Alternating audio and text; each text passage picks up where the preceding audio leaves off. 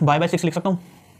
ठीक है, अब मैं क्या कर रहा हूँ सर, मुझे पता है कि sir sine square theta plus cos square theta is equal to 1 होता है। तो मैं यहाँ पे लिख सकता हूँ, देखो साइन स्क्वायर थीटा क्या हो जाएगा sir, Y square upon 36 plus cos square क्या हो जाएगा, X square upon 81 equals to 1। और यही आपकी क्या थी। दोस्तों क्या हालचाल, मैं सजल गुप्ता आपका फिर से स्वागत करता हूं अपनी इस नई वीडियो में। तो आज हम क्या करेंगे, आज हम वन शॉट में कॉनिक सेक्शन पूरा कवर करेंगे, जिसमें ना हमारे पास मोस्ट इंपोर्टेंट क्वेश्चंस भी इसके अंदर कवर होंगे। ठीक है, तो आप मेरे साथ वीडियो में बने रहिएगा और इसको जो है जल्दी से जाके सब्सक्राइब कर लो, ताकि आपको और भी वन शॉट्स आपको मिल सके और इंपॉर्टेंट क्वेश्चन मिल सके। तो मैं क्या कराऊंगा कि ना मैं मोस्ट इंपोर्टेंट क्वेश्चन भी कराऊंगा। ठीक है, आप कमेंट जरूर करिएगा कि कौन से चैप्टर के आपको पहले इंपॉर्टेंट क्वेश्चन चाहिए। ठीक है तो देखो ये वन शॉट है। तो कॉनिक सेक्शन हम स्टार्ट करते हैं। तो कॉनिक सेक्शन क्या होता है कि सर अगर मैं आपको इसको थोड़ा सा वर्बली बताना चाहूँ तो इसमें हम क्या करते हैं कि ना हमारे पास एक ऐसे करके डबल नैप्ड कोन होता है, इसको हम बोलते हैं डबल नैप्ड कोन। क्यों डबल नैप्ड कोन? ठीक है, डबल नैप्ड कोन। तो हम इसको ना अलग अलग सेक्शन से डिवाइड करते हैं। जैसे कि फॉर एग्जांपल आप क्या करो, एक ना गाजर लो, एक गाजर, और उसको ऐसे ऐसे सेक्शन में काट के देखना, तो आपको पता लगेगा कि कैसे होता है। ठीक है, अभी ना थोड़ी सी देर रुक जाओ, मैं ना आपको ना इसमें ना गाजर लाके उसको काट के दिखाऊंगा अभी थोड़ी देर में। ठीक है, अब देखो मैं ना इसको क्या कर रहा हूँ, ऐसे मतलब काट रहा हूँ इसको। ठीक है, तो ये मेरे पास कुछ कुछ ऐसा फॉर्म हो जाएगा, थोड़ा सा ऐसा कटेगा, तो ये ना मेरे पास ऐसी शेप में आ जाएगा।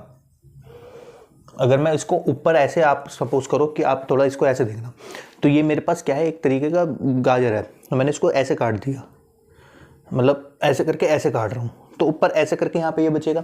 अभी मैं काट के दिखाऊंगा आपको, तब आपको समझ आएगा। तो ऐसे करके मेरे को फिगर मिलेगी। ठीक है, तो ये डबल नैप्ड कोन बनता कैसे है, इसको भी थोड़ा सा आपको बता देता हूँ। ये मेरे पास इनिशियल एक्सिस होती है, ये वाली कौन सी होती है, इनिशियल एक्सिस। और जो इसके ऊपर ये वाली होती है, ये ना ऐसे घूमती है, जैसे इसके साथ ये है और ये है, तो ऐसे ऐसे अगर घूमेगी ऐसे वाले एंगल पर, सम अल्फा एंगल पे अगर ये घूमेगा तो ये कुछ ऐसा फॉर्मेशन होगा, तो उसको ही डबल नैप्ड कोन कहते हैं। ठीक है, तो इनिशियल एक्सिस, और इसको क्या कहते हैं, ट्रांसवर्सल एक्सिस, मतलब इसको जनरेटर भी कहते हैं हम। ठीक है, और ये हमारी वर्टेक्स होती है। ये तो छोटी बहुत मतलब इंट्रोडक्शन था, इसका इतना जानने की आपको जरूरत नहीं है। मेन आपको क्या जानना है कि पैराबोला क्या होता है, एलिप्स क्या होता है, हाइपरबोला क्या होता है, सर्कल क्या होता है। ठीक है, ये सब चीज़ आपको जानने की जरूरत है। अब अगर मैं इसको कोन को ऐसे काट दूँ, बिल्कुल सीधा ऐसे, तो मैं इसको ऐसे काट दूंगा, तो अगर आप इसको टॉप से देखोगे तो आपको एक सर्कल मिलेगा, सर्कल मिलेगा। ठीक है, अब एक बात बताओ कि आप ना शादियों में गए होंगे, तो शादियों में जब आप गए हो तो आपने वहाँ पे देखा होगा कि ना सर गाजर और मूली जो है वो ऐसे करके कटी हुई होती है, मतलब इलिप्टिकल मतलब शेप में होती है, थोड़ी बड़ी सी होती है, गोल नहीं होती वो। ठीक है, तो वो क्या होता है, वो आपके पास एलिप्स होता है। ठीक है, तो इसको मतलब इसको गाजर एज्यूम करोगे अगर आप, तो अगर इसको मैं ऐसे काटूंगा, अगर मैं इसको ऐसे काट दूं, तो ये मेरे पास समथिंग इस तरीके से फॉर्म होगा। ठीक है, इस तरीके से फॉर्म होगा। अच्छा, अब मैं क्या कर रहा हूँ, इस गाजर को ना ऐसे काट रहा हूँ, नीचे भी गाजर है ऊपर भी गाजर, ऐसे काट रहा हूँ मैं इसको, तो मेरे पास ना ये कुछ ऊपर भी ऐसे मिलेगा और नीचे भी ऐसे मिलेगा। ठीक है, तो एक मेरे पास ये फॉर्म होती है, एक ये होती है, एक ये होती है और एक ये होती है। इसको हम क्या बोलते हैं, इसको बोलते हैं हम पैराबोला। देखो मैं आपको ना ज़्यादा इसलिए नहीं पढ़ा रहा क्योंकि अब आपके एग्जाम टाइम पे आप देख रहे होंगे वीडियो, तो आपको सिंपल जो है ना बस इक्वेशंस और इसको कैसे सॉल्व करते हैं इतना जानना सफिशिएंट है। ठीक है, बाकी आप डिटेल लेक्चर चाहिए तो आप मुझे बता सकते हो। तो ये सर्कल होता है और इसको हम क्या बोलते हैं, एलिप्स, और इसको हम हाइपरबोला बोलते हैं।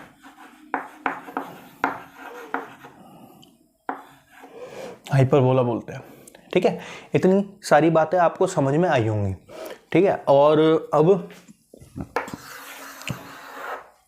तो हमें बेसिकली क्या करना है, इस चैप्टर में क्या करना होता है हमें कि सर कॉनिक सेक्शन, जैसे ही आपको चैप्टर से पता लग रहा है कि सर हमें क्या करना है कि कॉन के सेक्शन करने से जो हमको ज्योमेट्रिकल शेप्स मिलती हैं, ठीक है, तो हमको उनकी स्टडी करनी है। तो हम पहले किसकी बात करेंगे, पहले हम बात करेंगे सर्कल की, फिर हम बात करेंगे पैराबोला की, और उससे रिलेटेड एक एक दो दो क्वेश्चन करेंगे, फिर उसके बाद हम बात करेंगे एलिप्स की, और फिर हम उसके बाद करेंगे बात हाइपरबोला की। ठीक है, तो ये सब चीजें हम कवर करेंगे। फिर उसके बाद हम क्या करेंगे, इसमें मिसलेनियस के जो इंपॉर्टेंट क्वेश्चंस हैं वो कवर करेंगे। ठीक है, तो इससे आपके ना ये चैप्टर पूरा प्रिपेयर हो जाएगा इसी शॉर्ट में। ठीक है, तो अब आप पहले इसमें से जो भी नोट करना है नोट करो, नहीं तो मैं अब चलता हूँ नेक्स्ट पेज पर। ठीक है, तो दोस्तों देखो, अब ये आपके पास मूली है। ठीक है, अब ये कुछ है ना, तो इस टाइप की आपको दिख रही होगी। तो ये अपर डबल नैप्ड कोन का ऊपर वाला आपको हिस्सा दिख रहा है। ठीक है, अब मैं क्या कर रहा हूँ कि ना, मैंने आपको बताया था कि सर आपको ना इसको कट ऐसे करना है। ठीक है, अगर मैं इसको ऐसे कट करता हूँ तो मैं इसको देखो अब ऐसे कट कर रहा हूँ। अब मैंने इसको ऐसे कट करा। ठीक है, यानी इसको थोड़ा ऐसे टिल्ट कट कर दिया मैंने। अब इसको मैंने टिल्ट कट करा, तो अगर आप ध्यान से देखो तो ये ना मेरे पास पैराबोलिक शेप बन गई कि नहीं बन गई पैराबोलिक शेप। ठीक है, तो इससे ऐसे पैराबोला बनता है। अब मैं क्या कर रहा हूँ कि ना इस कोन को ऐसे परपेंडिकुलरली काट रहा हूँ, परपेंडिकुलरली। तो परपेंडिकुलरली अगर मैं इसको काटूंगा ऐसे परपेंडिकुलरली, तो ये मेरे पास क्या मिल जाएगा, ये मेरे पास देखो सर्कल मिल गया, ऊपर से मिल गया ना सर्कल। ठीक है, अब मैं इसको कैसे काट रहा हूँ, अब जैसे कि जो शादी ब्याह में आपने देखा होगा। ठीक है, तो मैं इसको अब ऐसे काट रहा हूँ लंबा, मतलब मैंने इसका अल्फा और बीटा एंगल जो होता है वो वैसे कर दिया। ठीक है, तो अब देखो ये मेरे पास ऐसे कट हुआ, तो ये आपके पास देखो इलिप्टिकल शेप मिल गई कि नहीं मिल गई, इलिप्टिकल शेप, समझ लो। और अब मैं अगर नीचे अगर मेरे पास एक और कोन होता और मैं इसको ऐसे काट देता, तो मेरे पास ऊपर एक हाइपरबोला और एक नीचे मतलब पैराबोला और ऊपर एक पैराबोला मिल जाता, तो वो मेरे पास शेप क्या बन जाती, हाइपरबोला की। तो इससे आपको थोड़ा बहुत समझ में आया होगा कि ना सर हमें मतलब कि कैसे सेक्शन करके हमें कैसे फिगर्स मिल रही हैं। ठीक है, इतनी बात समझ में आई होगी। अब देखो, अब हम चलते हैं अपना सर्कल की तरफ।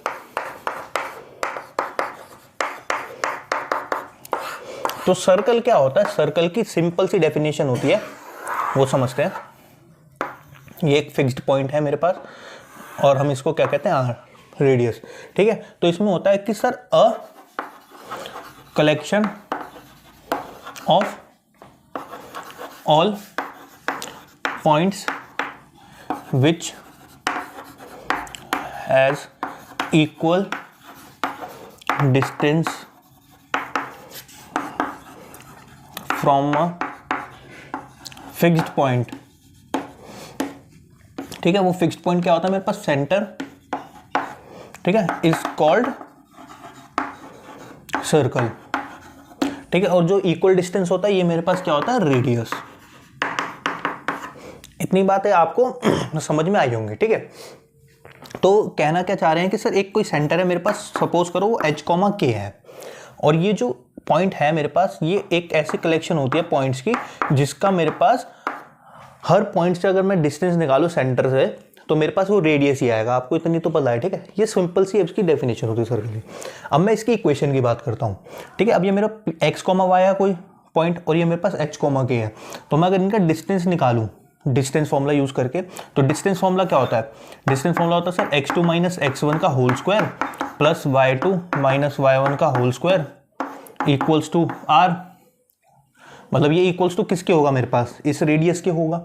ये तो डिस्टेंस फॉर्मूला होता है। तो मैं इसके अंदर क्या करूंगा, ये r नहीं, इसको d लिखो पहले। ठीक है, अब मैं इस रेडियस का डिस्टेंस निकाल रहा हूं, तो रेडियस का मेरे पास डिस्टेंस कैसे निकलेगा, ध्यान से देखो सर, x माइनस h का होल स्क्वायर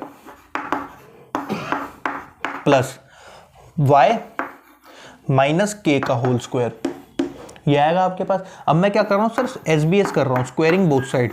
तो स्क्वायरिंग बोथ साइड करने पे मेरे को क्या मिलेगा, R square equals to x minus h का whole square plus y minus k का होल स्क्वायर। तो ये सिंपल सा आपके पास क्या आ गया, सर्कल की इक्वेशन आ गई। ये इसको क्या कहते हैं sir, equation of a circle. ठीक है, इतनी बात आपको क्लियर हो गई होगी। अच्छा, अब इसमें क्या होता है सर, एक ना नोट पॉइंट है। वो नोट पॉइंट क्या है कि sir if centre is at origin, अगर आपका जो सेंटर है वो ओरिजिन पर होगा तो इसकी इक्वेशन क्या हो जाएगी, अगर सेंटर ओरिजिन में यानी h, k मेरे पास 0 हो जाएगा। अगर h, k मेरे पास 0 हो गया तो इसका मतलब क्या हो जाएगा मेरे पास कि इसकी जो नई इक्वेशन बन जाएगी वो क्या बन जाएगी सर, यहाँ पे 0 पुट करो, यहाँ 0 पुट करो। ठीक है, r तो वो सेम रहेगा, तो x square plus Y square equals to r square. इतनी बात आपको ध्यान में रहनी चाहिए। ठीक है। अच्छा, अब मैं बात करता हूँ कि सर अगर मैं इसकी स्टैंडर्ड फॉर्म की बात करूँ, सर्कल की अगर स्टैंडर्ड फॉर्म की बात करें तो इसकी स्टैंडर्ड फॉर्म समझते हैं हम। पहले क्या करते हैं, एक ना छोटा सा क्वेश्चन करते हैं। जैसे उसने बोला कि sir find the equation of circle whose centre is 2,3 and R जो है उसका वो क्या है मेरे पास, रेडियस उसने दे दिया 2। ठीक है, मुझे इसकी इक्वेशन फाइंड करनी है। तो मैं इसकी इक्वेशन कैसे फाइंड करूंगा, सिंपल है। आप क्या करोगे, सर मुझे पता है इसका फॉर्मूला क्या होता है, x माइनस एच का whole square plus y minus K का whole square equals to R square. और मेरे पास अगर 2,3 मुझे दिया हुआ है तो यानी ये मेरे पास क्या दिया हुआ है, h, k दिया हुआ है, h, k दिया हुआ है। तो मैं इसके अंदर सिंपली पुट कर दूंगा और आर मेरे पास क्या दिया हुआ है 2। तो सिंपली आप इसके अंदर पुट करोगे तो आपका क्या आएगा सर, x माइनस 2 का whole square plus y minus 3 का होल स्क्वायर इक्वल्स टू 4। आप क्या करोगे, इसको खोल लोगे। ठीक है, तो इसको खोलते हैं तो मेरे पास आ जाएगा sir x square plus 4 plus 2 plus 4x। ठीक है, ये माइनस का आएगा क्योंकि x माइनस 2 है ना, माइनस 4x प्लस इसका क्या आएगा sir y square plus 9 minus 6y equals to 4। Simply बस होल स्क्वायर खोला और कुछ नहीं। होल स्क्वायर का फॉर्मूला क्या होता है, x माइनस वाई का X square minus 2xy plus Y square. ठीक है, अब देखो मैं इसको ना कुछ इस फॉर्म में लिख देता हूँ। देखो 4 इधर भी है, 4 इधर भी है। ठीक है, तो 4 से 4 मैं काट सकता हूँ। तो मेरे पास क्या आएगा sir, x square plus Y square plus minus 4x minus 6y plus plus 9 equals to 0। यही बचेगी मेरे पास इक्वेशन भाई, X square Y square minus 4x minus 6y और ये 9। ठीक है, तो ये जो होती है, ये जो फॉर्म मेरे पास आई है, ये होती है मेरे पास स्टैंडर्ड फॉर्म। ठीक है, तो इक्वेशन की सर्कल की स्टैंडर्ड फॉर्म क्या होती है sir, x square plus Y square plus 2f(x) plus 2gy plus का c इक्वल्स टू 0। ये आपको बात ध्यान में रहनी चाहिए। ठीक है, अब फॉर एग्जांपल की सर आपको ना डायरेक्ट MCQ में आ गया कि ना सर आपको इक्वेशन दी है और उसमें ना सेंटर और रेडियस फाइंड करने को कहता है फॉर एग्जांपल। ठीक है, तो ऐसा करते हैं, पहले ना आप इसको नोट करो और ना फिर मैं ना एक क्वेश्चन कराता हूँ, उससे ना आपको ये सारी चीज़ बताऊंगा। ठीक है, एक पेज पे ये नोट कर लेना और ये नोट कर लेना नीचे।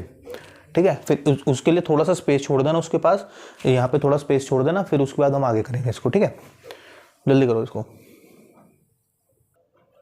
अब देखो आपके सामने ना ये वाला क्वेश्चन है। ठीक है, अब इस क्वेश्चन में क्या लिखा हुआ है कि इसमें लिखा है कि find the centre at the radius of this and the radius of the circle this. अब आपको ये किस में दी हुई है, स्टैंडर्ड फॉर्म में दी हुई है, SF यानी स्टैंडर्ड फॉर्म। ये आपको स्टैंडर्ड फॉर्म में दी हुई है। अब जरा ध्यान से देखना, बहुत ध्यान से। अब इसमें क्या करना होता है सर, इसमें ना एक ना आपके पास कॉन्सेप्ट लगता है बहुत छोटा सा। अगर ये थ्योरेटिकल सब्जेक्ट में आ रहा है तो इसको आपको कैसे सॉल्व करना है, और अगर ये आपके पास MCQ में आया है तो कैसे सॉल्व करना है, उसको मैं आपको हल्का सा हिंट दूंगा। ठीक है, पहले क्या है, इसको थ्योरेटिकल समझेंगे तो उसके लिए हमें क्या समझना पड़ेगा, पहले उसके लिए हमें समझना पड़ेगा सर कंप्लीटिंग स्क्वायर मेथड। ठीक है, तो कंप्लीटिंग स्क्वायर मेथड क्या होता है, सिंपल सा आपको समझना है सर। पहला स्टेप आपका क्या रहेगा कि ना सर एक्स स्क्वायर का जो कोफिशिएंट है, कोफिशिएंट ऑफ एक्स स्क्वायर, उसको आपको 1 बनाना है। पहला स्टेप क्या बताया मैंने आपको sir, coefficient of x square आपको 1 बनाना है हमेशा। दूसरा स्टेप आपका क्या रहेगा सर, दूसरा स्टेप ये रहेगा कि ना जो आपका कोफिशिएंट ऑफ एक्स को, कोफिशिएंट ऑफ एक्स जो आपका रहेगा, कोफिशिएंट ऑफ एक्स को डिवाइड करना है 2 से और उसको इक्वेशन के अंदर प्लस और माइनस कर देना है। ठीक है, इतनी बात समझ में आ गई। ये कंप्लीटिंग स्क्वायर का मेथड है, छोटा सा। ठीक है, अब देखो ध्यान से क्या हो रहा है। तो इसमें find the centre and radius of the circle this. ठीक है, अगर मैं इस इक्वेशन को लिखूं तो मैं इसको ऐसे लिख सकता हूं, X square plus 8x plus Y square plus 10y और इस 8 को मैं उधर ले जाता हूँ, -8 को उधर ले गया, प्लस का 8 हो गया। अच्छा अब इसको देखना ध्यान से, सर ये x² प्लस 8x है, ठीक है। तो ये मेरे पास मतलब अगर मैं इसमें कंप्लीटिंग स्क्वायर लगाऊं, देखो इसको मैं ऐसे कर लेता हूँ, ठीक है। अब इसके अंदर ना कंप्लीटिंग स्क्वायर मेथड लगाते हैं, क्योंकि मुझे ना अगर मेरे को इसकी मैं इक्वेशन देखूँ तो मेरे पास क्या होती है सर्कल की इक्वेशन, वो होती है x माइनस एच का whole square plus Y minus K का whole square equals to R square. ये मेरे पास इक्वेशन होती है सर्कल की। तो इसमें मैं अगर इसका स्क्वायर बना दूं, इसका और इसका स्क्वायर बना दूं, तो मेरे पास एच और के पता लग जाएंगे, तो सेंटर आ जाएगा मेरे पास और रेडियस आ जाएगा। अच्छा तो इसमें क्या करेंगे हम, इसमें लगाएंगे कंप्लीटिंग स्क्वायर। तो कंप्लीटिंग स्क्वायर मेथड ये कहता है कि सर एक्स स्क्वायर का कोफिशिएंट जो है वो 1 होना चाहिए। तो एक्स स्क्वायर का कोफिशिएंट 1 है, तो इसका मतलब मुझे इसमें से कुछ कॉमन निकालने की जरूरत नहीं है। नहीं समझे ना? अगर यहाँ पे 2x² होता तो मेरे को 2 को कॉमन निकालना पड़ता, एक्स स्क्वायर को कोफिशिएंट 1 बनाना है हमेशा, ठीक है। फिर अब इसमें मुझे कुछ कॉमन निकालने की तो जरूरत नहीं है, तो कोफिशिएंट ऑफ x को डिवाइड करो 2 से और उसमें ऐड और सब्ट्रैक्ट कर दो। तो सर कोफिशिएंट ऑफ x क्या है मेरे पास 8। अब 8 को आप डिवाइड करो 2 से और इसके अंदर प्लस और माइनस कर दो स्क्वायर उसका। तो मैं इसको ऐसे लिख सकता हूँ x² प्लस इसको 8x लिख दिया प्लस इसको मैंने लिख दिया सर 4 का स्क्वायर माइनस 4 का स्क्वायर। इतनी बात समझ में आई, ठीक है। प्लस अब इसको आप करोगे तो इसमें क्या आएगा आपके पास y² प्लस 10 डिवाइड बाई 2, तो 10y प्लस 5 का स्क्वायर और माइनस 5 का स्क्वायर इक्वल्स टू 8। इतनी बात आपको समझ में आई होगी। अच्छा भाई इतनी बात सर क्लियर है, बिल्कुल अंडरस्टूड है। तो अब आप क्या करोगे सर, इसमें और इसमें देखो ध्यान से, तो ये मेरे पास a² प्लस 2ab और प्लस b² बन गया। यानी इसको देखो मैं ऐसे लिख सकता हूँ 2 इंटू 4x प्लस 4 का स्क्वायर, ऐसे लिख सकता हूँ ना। तो मैं इसको लिख सकता हूँ सर x प्लस 4 का होल स्क्वायर माइनस 4 का स्क्वायर प्लस, और इसको मैं क्या लिख सकता हूँ सर, इन तीनों को देखो ध्यान से, इन तीनों को। तो इसमें दिख रहा है sir y plus 2 into 5y plus 5, तो ये आपके पास क्या बन जाएगा, आपके पास y प्लस 5 का होल स्क्वायर और ये माइनस का 5 स्क्वायर इक्वल्स टू 8। अभी थोड़ा समझना, भी दोबारा से समझाऊंगा ना पूरा क्लियर हो जाएगा। तो ये मेरे पास क्या आ गया सर, x प्लस 4 का whole square plus y plus 5 का होल स्क्वायर। अब देखो ये मैं इसको खोलूंगा तो ये मेरे पास -16 हो गया, इसको खोलूंगा ये माइनस का 25 हो गया इक्वल्स टू 8। अब देखो इनको ऐड करो, अगर आप इनको ऐड करोगे तो आपके पास क्या आएगा 11 और 41, और ये 41 उधर जाकर के क्या बन जाएगा,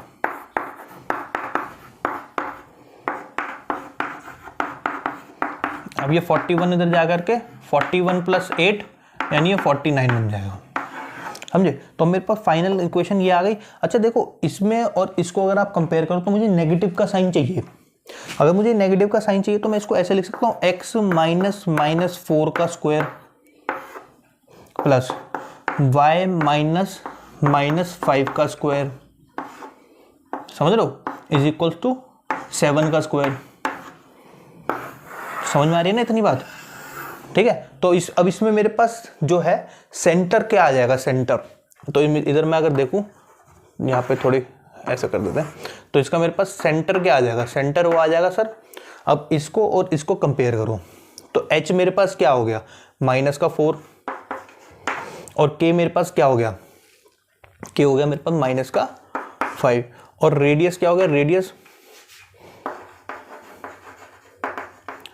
क्या आ गया मेरे पास, रेडियस आ गया सर 7। इतनी बात आपको क्लियर हो गई होगी, ठीक है। तो ये था आपके पास सब्जेक्टिव फॉर्म। अगर इसमें आ जाए सर कि आपके पास की ना सर एमसीक्यू में पूछ लिया कि सर इस वाली इक्वेशन की ना मुझे सेंटर और रेडियस बताओ, फिर क्या करोगे, ठीक है। तो उसके लिए हम क्या करेंगे, मैं ना इसको मिटा देता हूँ इतने वाले सेक्शन को, ठीक है। देखो इसको नोट करना तो फटाफट से नोट कर लो, ठीक है। अब देखो मैं इसको मिटा देता हूँ इतनी बात।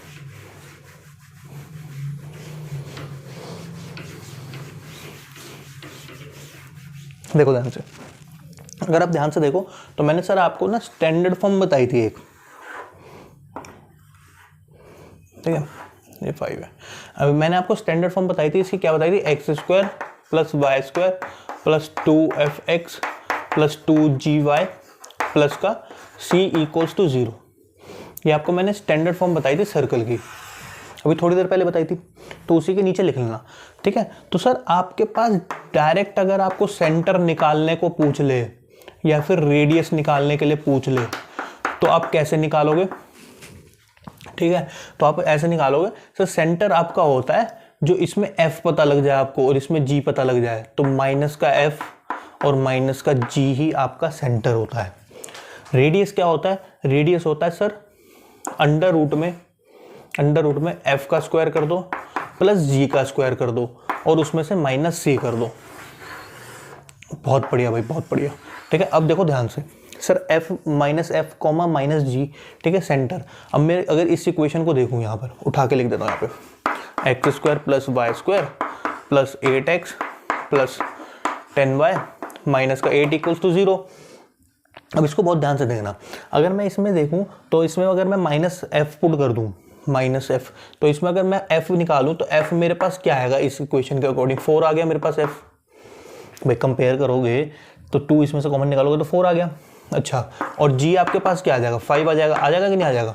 g भी पता लग गया आपको, f भी पता लग गया। तो मैंने सेंटर क्या बताया था आपको, सेंटर बताया था सर माइनस एफ माइनस जी, तो -4 कॉमा -5। देखो भाई देखो, आया मजा आया, ठीक है। अब रेडियस देखो, रेडियस क्या होता है sir, under root F square आपके पास क्या है सर, 4 का square 16 plus G square 25 minus C आपके पास क्या है सर 8, ठीक है। अब देखो ये 8 जो है माइनस का है, तो यानी मुझे इसमें माइनस का 8 ही पुट करना पड़ेगा, इसकी ध्यान में रखना बात, ठीक है। तो ये 16 प्लस 25 कितना होता है, अगर आप इसको ऐड करोगे तो ये 49 बन जाएगा, जो कि अंडर रूट खुलने के बाद क्या हो जाएगा 7 हो जाएगा। और देखो यही आपके पास आया कि नहीं आया, ठीक है। तो MCQ में आपको ना ऐसे अटेम्प्ट करना है क्वेश्चन। आया, मजा आया होगा, ठीक है। फटाफट से इसको नोट करो, फिर चलते हैं हम नेक्स्ट पार्ट में।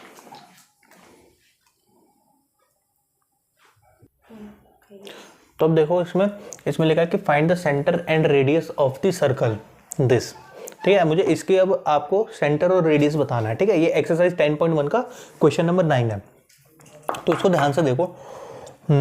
अच्छा, तो अब इसमें मेरे को ये इक्वेशन दिख रही है 2x square plus 2y square minus x equals to 0।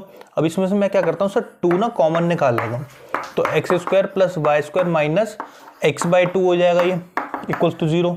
अब इस 2 को इधर ले जाओ, तो ये X square plus Y square minus x/2 हो जाएगा, ठीक है। अब ये आपके पास आ गया। अब ध्यान से देखना, अब मैं क्या करूँगा सर, इसके अंदर इसको ऐसे लिख सकता हूँ, x square minus x/2 plus Y square equals to 0। अब इसमें आप क्या करोगे, इसके अंदर मैंने आपको बोला था सर एक्स स्क्वायर का कोफिशिएंट पहले 1 बनाना है, फिर कंप्लीटिंग स्क्वायर लगा सकते हो आप इसके अंदर। तो एक्स स्क्वायर का कोफिशिएंट तो मेरे पास 1 हो ही गया। अब इसके अंदर मुझे क्या लगाना है, कंप्लीटिंग स्क्वायर, तो एक्स स्क्वायर का कोफिशिएंट 1 हो गया। अब मैंने इसमें बोला था सर कोफिशिएंट ऑफ एक्स का आपको क्या करना है, उसको डिवाइड बाय 2 करना है और प्लस माइनस कर देना है, तो इसको डिवाइड बाय 2 कर दो आप। तो ये आपके पास सर x/2 प्लस में क्या आएगा सर 1/4 का होल स्क्वायर माइनस 1/4 का whole square plus Y square equals to 0। अब देखो ध्यान से, अब आप ध्यान से देखोगे, बड़े बहुत ध्यान से, तो इसमें मेरे पास क्या बन जाएगा, इसमें मेरे पास बन जाएगा सर इन तीनों को मिला करके x माइनस 1/4 का होल स्क्वायर, ठीक है।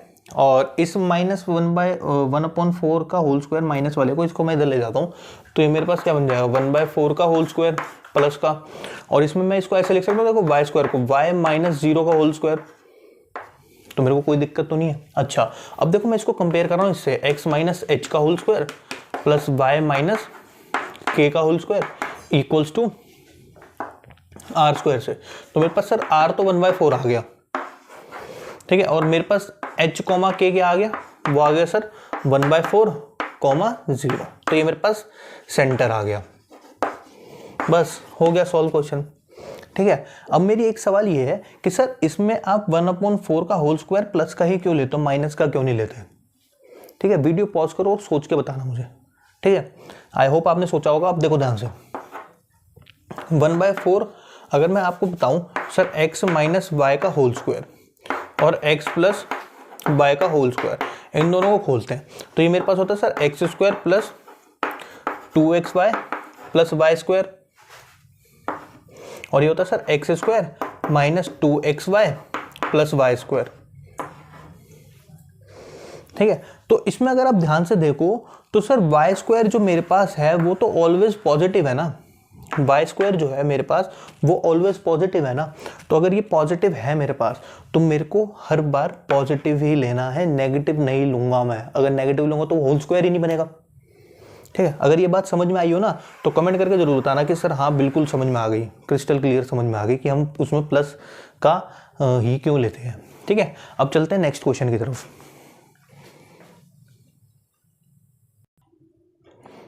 तो अब देखो ये वाला क्वेश्चन देखते हैं। ठीक है, अगर देखो वीडियो ना थोड़ी सी लंबी जाएगी ये जरूर, लेकिन ना इस वीडियो को देखने के बाद ना आपसे कोई ऐसा क्वेश्चन नहीं है जो ना हो।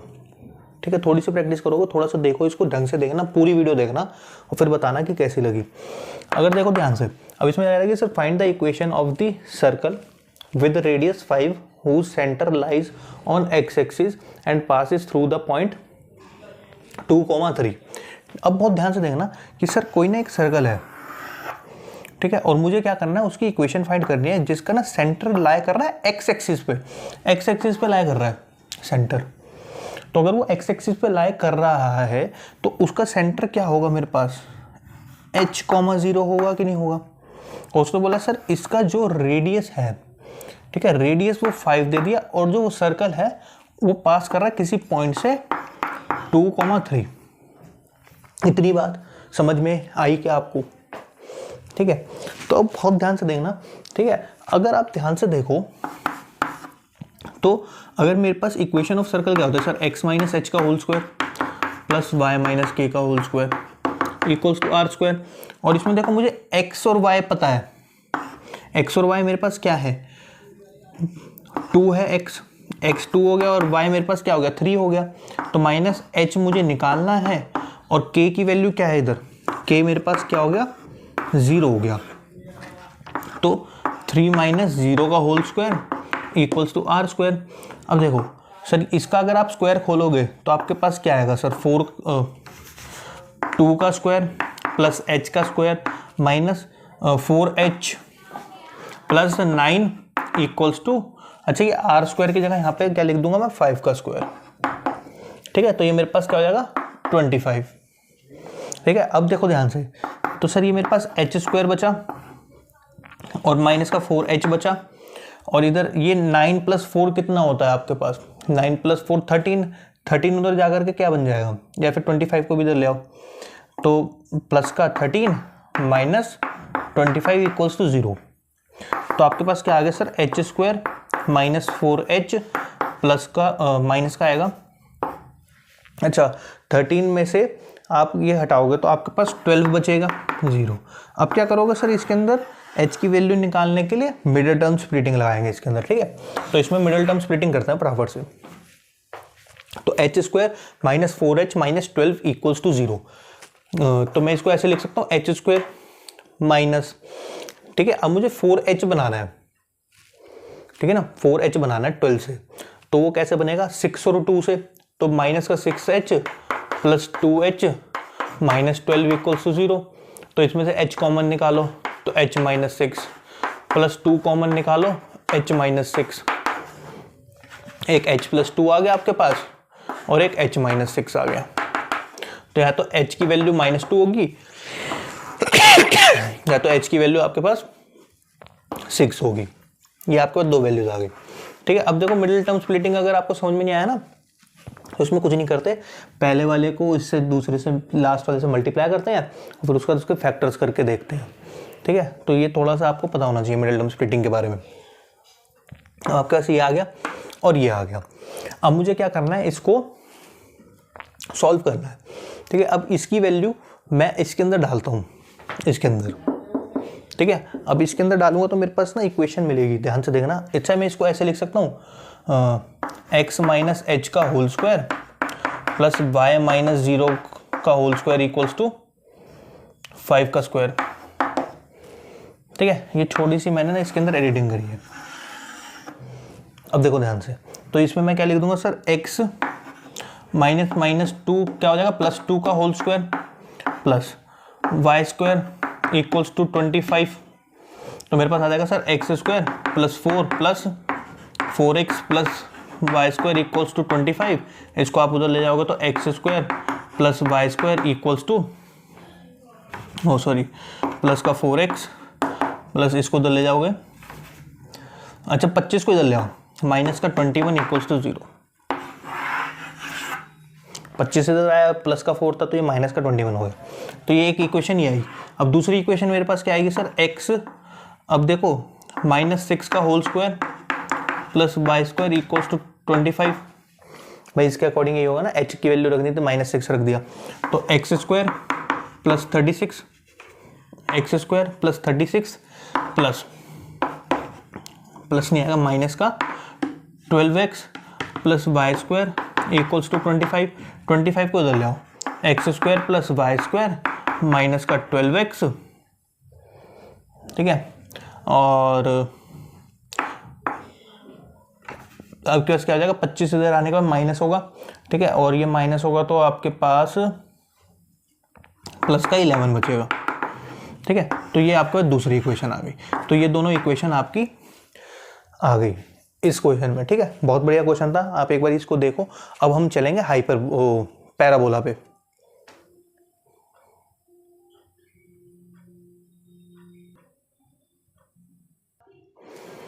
अब देखो, अब ना हम समझते हैं इसके अंदर पैराबोला क्या होता है। ठीक है, तो पैराबोला कुछ पहले ना मैं थोड़ी सी डेफिनेशन समझा देता हूँ आपको पैराबोला की। तो पैराबोला क्या होता है, कुछ ना ऐसा दिखता है आपको। ठीक है, तो इसमें क्या होता है, एक ना आपके पास ऐसे लाइन होती है। ठीक है, अगर और एक इसमें एक ना फोकस होता है, एक लाइन होती है। और इसमें ध्यान से देखना आप कि सर अगर मैं इस पे कोई भी एक पॉइंट ले लूँ, कोई सा भी पॉइंट P1 ले लेते हैं। ठीक है, ये x और y कोऑर्डिनेट में है, P1 ले लिया मैंने। तो इससे P1 से मैं इसकी डिस्टेंस और इसकी डिस्टेंस जब निकालूंगा, ठीक है, यानी PF1 और P यहाँ पे C1 ले लूँ। ठीक है, तो मैं यहाँ निकालूंगा P1 C1, तो और P1 F, तो ये मेरे पास हमेशा ना इक्वल आएगी।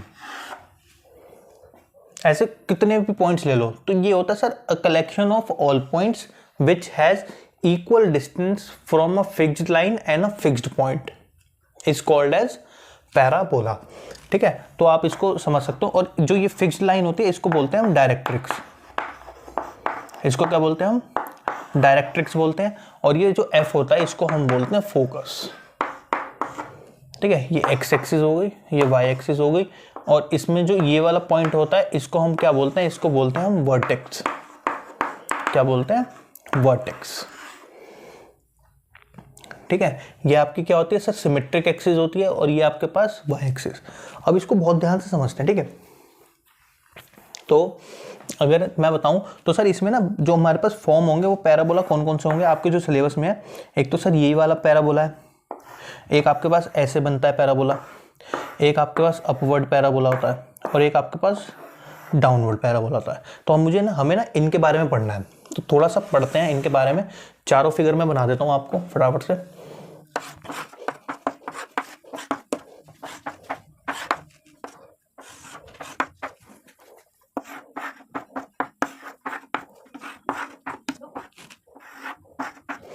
तो आपके पास फिगर्स बना दी। ठीक है, अगर आप ध्यान से देखो तो ये एक्स एक्सिस हो गई, ये वाई एक्सिस हो गई, और इसमें अगर आप ध्यान से देखो तो सबसे पहले इसका फोकस कहाँ पर लाया करेगा सर, यहाँ पर। इसका फोकस मेरे पास कहाँ लाया करेगा, यहाँ पर। इसका फोकस यहाँ पर, और इसका फोकस मेरे पास यहाँ पर लाया करेगा। इतनी बात आपको समझ में आई होगी। ठीक है, अब आप क्या करोगे, आपको एक मैं थोड़े सा आपको एक पॉइंट बता देता हूँ, चलो इधर ही बता देते हैं। तो फोकस से मतलब इसके ओरिजिन कह लो या वर्टेक्स कह लो, तो वर्टेक्स से और इसकी दूरी हम क्या ले लेते हैं, इसको हम ए ले लेते हैं। ठीक है, इसको हम ए ले लेते हैं। तो मैंने आपको बताया था सर अगर यहाँ पे एक पॉइंट है P, तो उससे f1 का डिस्टेंस और इसका डिस्टेंस इक्वल होता है। तो डायरेक्ट्रिक्स पे भी मेरे पास ये क्या मिल जाएगा, ये मेरे पास ये भी a होगा, ठीक है। तो डायरेक्ट्रिक्स की अगर मैं इक्वेशन आपसे पूछूं कि इक्वेशन ऑफ डायरेक्ट्रिक्स मेरे पास क्या हो जाएगी, पहली बात तो अगर ये पॉइंट में देखूं तो ये मेरे पास -a,0 होगा, ठीक है। और अगर आप ध्यान से समझो तो सर इस पे जो है x की वैल्यू चेंज नहीं हो रही, लेकिन y की हर वैल्यू चेंज हो रही है, ठीक है। तो x की वैल्यू चेंज नहीं हो रही, लेकिन y की हर मतलब y की तो हर वैल्यू के लिए x सेम है। तो मैं इसको ऐसे नहीं लिख सकता सर, इसकी equation x equals to -a, ठीक है। इतनी बात आपको समझ में आई होगी, ठीक है। अब इसकी इक्वेशन की बात कर लेते हैं। तो इसकी इक्वेशन मेरे पास क्या होती है, इसकी इक्वेशन होती है y की हर एक्सिस के लिए, y की पॉजिटिव और नेगेटिव एक्सिस के लिए मेरे पास क्या है, x पॉजिटिव है, यानी y² इक्वल्स टू 4ax। इतनी बात आपको समझ में आई होगी। अब इधर आ जाओ, ठीक है। इधर भी सेम रहेगा, बस इसमें फोकस का कोऑर्डिनेट आपके पास क्या हो जाएगा, यहाँ पे अच्छा फोकस का कोऑर्डिनेट क्या था सर, a,0, ठीक है। तो आपके पास यहाँ पे फोकस क्या हो जाएगा, अगर आपसे फोकस पूछते हैं तो वो हो जाएगा a,0, ठीक है। तो यहाँ पे फोकस क्या हो जाएगा आपके पास, -a,0। इतनी बात आपको समझ में आई होगी, -a,0 हो गया। और इक्वेशन ऑफ डायरेक्ट्रिक्स आपके पास क्या हो गई सर, x चेंज नहीं हो रहा ना y की हर वैल्यू के लिए, और इधर क्या हो जाएगा आपके पास a,0। तो ये आपके पास इक्वेशन क्या हो जाएगी, x इक्वल्स टू a। इतनी बात समझ में आ गई। अब इसकी इक्वेशन की बात करते हैं। तो इसकी इक्वेशन क्या होती है सर, y की पॉजिटिव एक्सिस के लिए और नेगेटिव एक्सिस के लिए, दोनों एक्सिस के लिए मेरे पास क्या है, x की वैल्यू नेगेटिव हो रही है, यानी नेगेटिव एक्स एक्सिस पे बन रहा है। तो ये आ जाएगा sir y² equals to -4ax। समझ में आ गई, ठीक है। अब देखो, अब इतनी बात क्लियर हो गई। अब इस पे आते हैं। अगर इस पे ध्यान से देखो तो ये y पे बन रहा है, तो इसका कोऑर्डिनेट मेरे पास क्या हो जाएगा सर, 0,a, 0,a हो जाएगा। और इसकी डायरेक्ट्रिक्स मेरे पास नीचे आ रही है, तो ये मेरे पास ये वाला जो पॉइंट अगर मैं देखूं तो ये मेरे पास क्या हो जाएगा, 0,-a।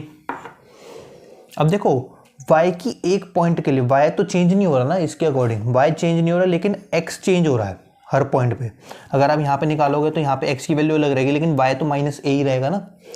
तो इधर मेरे पास इक्वेशन ऑफ डायरेक्ट्रिक्स क्या हो जाएगी sir, y is equals to -a, ठीक है। और इक्वेशन क्या हो जाएगी सर, x की, अब देखो अब ये x की नेगेटिव और पॉजिटिव वैल्यू होगी, ये x हो गया, ये x डैश हो गया। तो x की पॉजिटिव और x की नेगेटिव एक्सिस के लिए मेरे पास क्या हो रहा है, y पॉजिटिव हो रहा है, यानी x² इक्वल्स टू 4ay।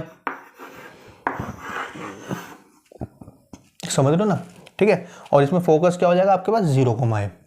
ये सब लिख लेना इसके अंदर, फोकस आपके पास क्या होगा, 0,a। अब इधर आ जाओ। अभी लेटेस्ट रेक्टम बताऊंगा, बहुत से बच्चों के दिमाग में आ रहा होगा सर लेटेस्ट रेक्टम तो बताया नहीं, अभी बता रहा हूँ, रुक जाओ 2 मिनट। अब देखो ये आपके पास आ गया। अब अगर मैं इसमें देखूं सर, फोकस मेरे पास क्या आ गया, ये 0,-a पर, 0,-a। और इसकी डायरेक्ट्रिक्स क्या हो गई सर, y की वैल्यू अब यहाँ पे a हो गई, तो y जो है चेंज नहीं हो रहा ना, तो y is equals to a हो गया। और अगर मैं इसकी बात करूँ इक्वेशन की, तो इसका इक्वेशन मेरे पास क्या आ गई सर, x की पॉजिटिव और नेगेटिव एक्सिस के लिए, यानी x² equals to y negative हो रहा है, यानी y। बताओ आपको इक्वेशंस याद हुई कि नहीं हुई, ठीक है। इक्वेशंस याद करना बहुत ज़रूरी है। अच्छा, ये तो सारा ओवरऑल था आपका जो था, ठीक है। अब लेटेस्ट रेक्टम मैं आपको बताने की कोशिश करता हूँ, बहुत ध्यान से समझना। लेटेस्ट रेक्टम क्या होता है कि ना सर, जो आपका ये फोकस है, ठीक है, मैं यहाँ पे बना देता हूँ इसको, ये आपका फोकस है, फोकस, ठीक है। तो फोकस से बिल्कुल परपेंडिकुलरली आपके पास एक वो गई कॉर्ड, ठीक है, it is like a cord. तो इसको ही हम लेटेस्ट रेक्टम बोलते हैं। क्या बोलते हैं, लेटेस्ट रेक्टम। और इसका फॉर्मूला क्या होता है लेटेस्ट रेक्टम का, लेटेस्ट रेक्टम का फॉर्मूला होता है इसमें 4a in the case of parabola, वो 4a होता है आपके पास, ठीक है। इतनी बात समझ में आ गई होगी।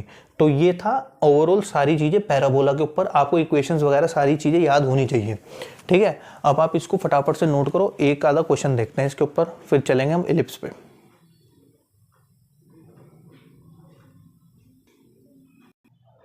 अब देखो ये दो क्वेश्चन है आपके पास, ठीक है, ये दोनों क्वेश्चन करते हैं, फिर पैराबोला आपका कंप्लीट हो जाएगा। अब देखो x square equals to -16y, आपको क्या करना है, इसके अंदर ना सब चीज़ें बतानी है, फोकस बताना है, ठीक है, इक्वेशन ऑफ डायरेक्ट्रिक्स बतानी है और इक्वेशन बतानी है, लेटेस्ट रेक्टम भी बताना है, ये सारी चीज़ें आपको बतानी है। अगर आप ध्यान से देखो तो ये मेरे पास कौन सी फॉर्म दिख रही है, x square equals to -4ay वाली, है ना, क्योंकि नेगेटिव दिख रहा है। और ये मेरे पास क्या होता है, इक्वेशन पहचाननी जैसी सीख गए ना तो आपको काम हो जाएगा। एक्स की पॉजिटिव और नेगेटिव एक्सिस के लिए मेरे पास नेगेटिव ऑफ वाई है। अब वाई ऊपर नेगेटिव होता है, नीचे नेगेटिव होता है, नीचे होता है ना नेगेटिव, तो यानी ये पैराबोला ये वाला है। आया समझ में, ठीक है। तो डायरेक्ट्रिक्स की इक्वेशन कुछ यहाँ पर होगी मेरे पास और फोकस मेरा कुछ यहाँ पर लाया करेगा, ठीक है। और वो फोकस क्या होगा मेरे पास, 0, -a होगा। तो यानी फोकस तो सर मेरे पास 0, -a होगा। अब ध्यान से देखो, अगर मैं इसको इससे कंपेयर कर रहा हूँ तो मैं इसको ऐसे लिख सकता हूँ, x square equals to -4 × 4 × y। तो यानी सर a की वैल्यू तो मेरे पास 4 आ गई और मैं क्या करूँगा, इसके अंदर पुट करूँगा जैसे, तो मेरे पास फोकस क्या आ जाएगा, 0, -4। तो यानी यहाँ पे मेरा ये कोऑर्डिनेट क्या हो जाएगा, ये कोऑर्डिनेट हो जाएगा 0, -4। अब आगे क्या करना है, आगे अब मेरे को इसकी -4ay हो गया, ठीक है, सारी चीज़ हो गई। अब डायरेक्ट्रिक्स की अगर ये -4a है तो यहाँ पर मैंने आपको बताया था इसका कोऑर्डिनेट क्या हो जाएगा आपको, 0, a। और ये मेरे पास y की वैल्यू चेंज नहीं हो रही x की हर वैल्यू के लिए, तो ये y इज टू a होगी मेरे पास डायरेक्ट्रिक्स की इक्वेशन।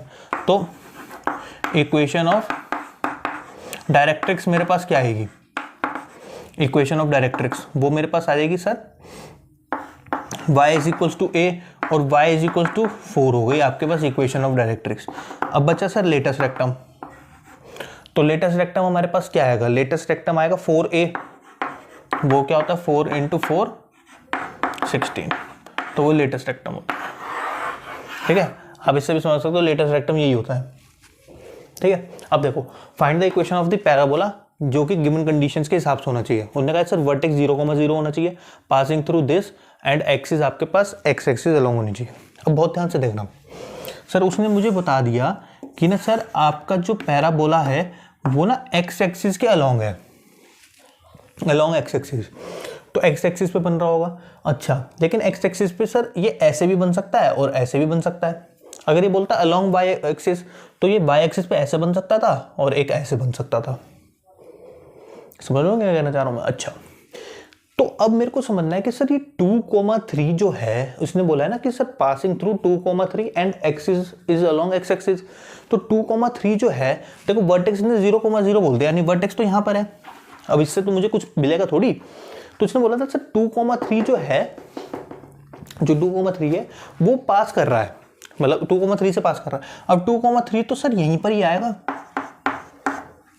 फर्स्ट क्वाड्रेंट में। क्यों? क्योंकि इसमें सर पॉजिटिव पॉजिटिव होता है, तो इसका मतलब ये जो है मेरे पास पैराबोला, ये वाला पैराबोला है। आया मजा, समझ में आया कैसे पहचान ले। अच्छा, मेरे पास सारी पैराबोला सब कुछ पता लग गया। और तो मेरे को इसकी स्टैंडर्ड इक्वेशन क्या होती है सर, y की हर एक्सिस मतलब हर पॉजिटिव नेगेटिव के लिए x पॉजिटिव है, यानी 4ax, ये मेरे पास स्टैंडर्ड इक्वेशन हो गई, स्टैंडर्ड इक्वेशन ऑफ पैराबोला।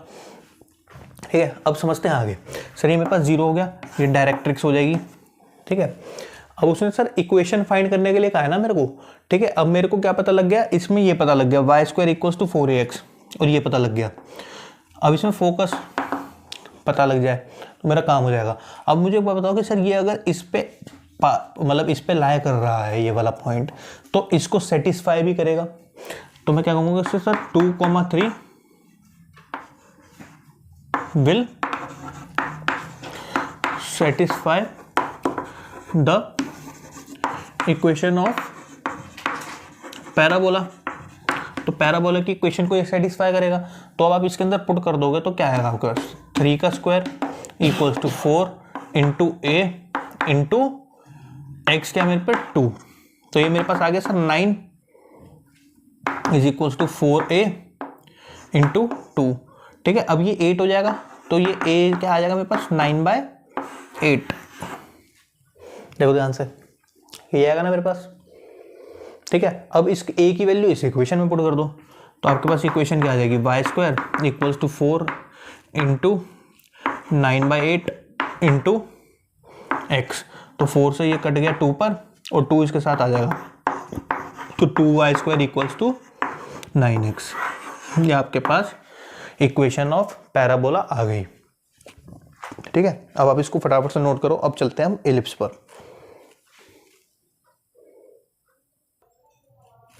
अब देखो, तो एलिप्स समझते हैं। तो एलिप्स क्या होता है कि सर इसकी डेफिनेशन समझने की कोशिश करना कि sir it is a collection of all points, ठीक है। तो वो कौन से पॉइंट्स होते हैं सर, यहाँ पे जैसे मैंने P1 ले लिया, तो मैंने इससे ना इसकी डिस्टेंस निकालता हूँ, दो फिक्स पॉइंट्स है, इसका और इसका, ठीक है। तो मेरे पास क्या आएगा सर, P1 F1 और P2 और P1 F2, और इनको ऐड करूंगा तो मेरे पास कोई कांस्टेंट K आएगा। ऐसी मैं कोई सा भी पॉइंट अगर इस पे उठा लूँ एलिप्स पे, यहाँ पे P2 उठा लूँ जैसे, और इसका डिस्टेंस और इसका डिस्टेंस निकालूँ और उसको ऐड करूँ, तो वो भी एक कांस्टेंट K के इक्वल ही आएगा।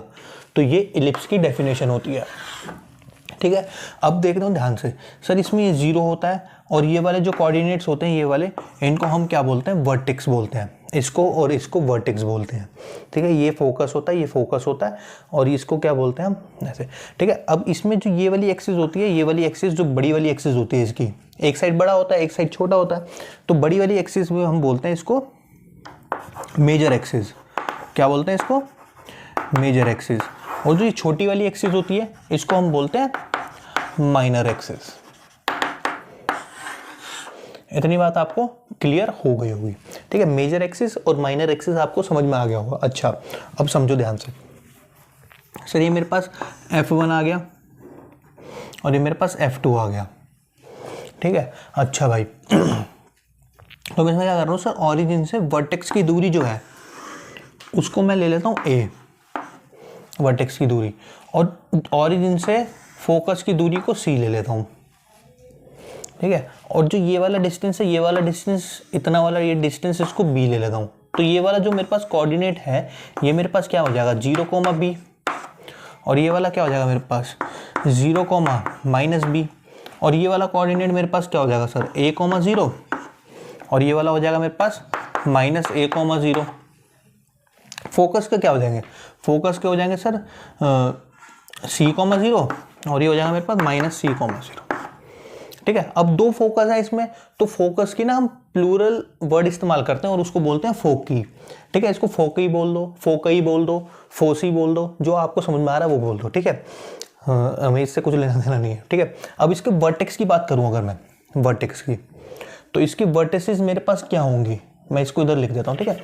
इसकी वर्टेसेस मेरे पास हो जाएंगी +-A, 0, और इसकी फोकई मेरे पास क्या हो जाएगी, फोकई, फोकई मतलब ये, तो +-C, 0,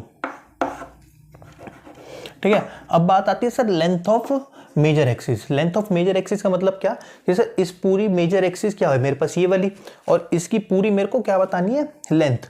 तो ये A है और ये है, तो इन दोनों को अगर मैं ऐड कर दूंगा तो ये मेरे पास 2A के इक्वल हो जाएगी। यहाँ पे लाइन डाल देते हैं।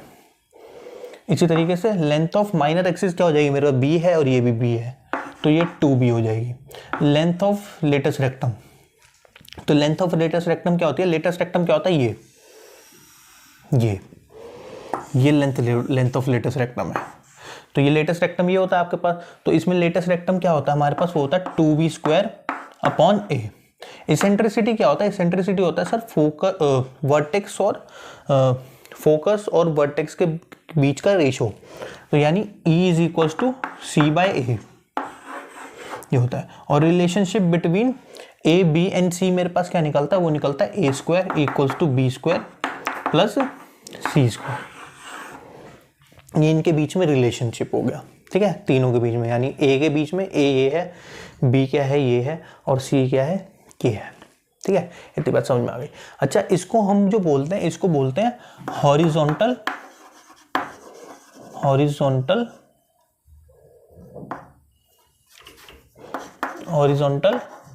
इलिप्स, ठीक है, हॉरिजॉन्टल इलिप्स। और इसकी स्टैंडर्ड इक्वेशन क्या होती है, वो होती है sir x² / A² + y² upon b square equals to 1। अच्छा, अब इसको याद कैसे करोगे, इक्वेशन पहचानोगे कैसे?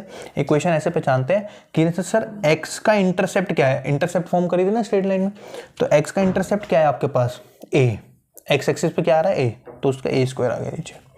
y के नीचे y का इंटरसेप्ट क्या है b स्क्वायर। अच्छा, इसमें ये ध्यान रखना, इस वाली इक्वेशन में जो है a बड़ा होगा b से,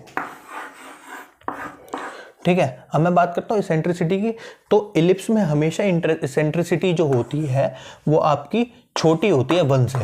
क्यों होती है छोटी? क्योंकि सर c की जो दूरी है, c जो है छोटा है a से, तो ऑब्वियस सी बात है कि सर c जो है ऊपर छोटा आएगा और नीचे बड़ा आएगा, तो इसमें अगर मैं इसको फ्रैक्शन को सॉल्व करूंगा तो मेरे पास 1 से छोटी ही वैल्यू आएगी, ठीक है।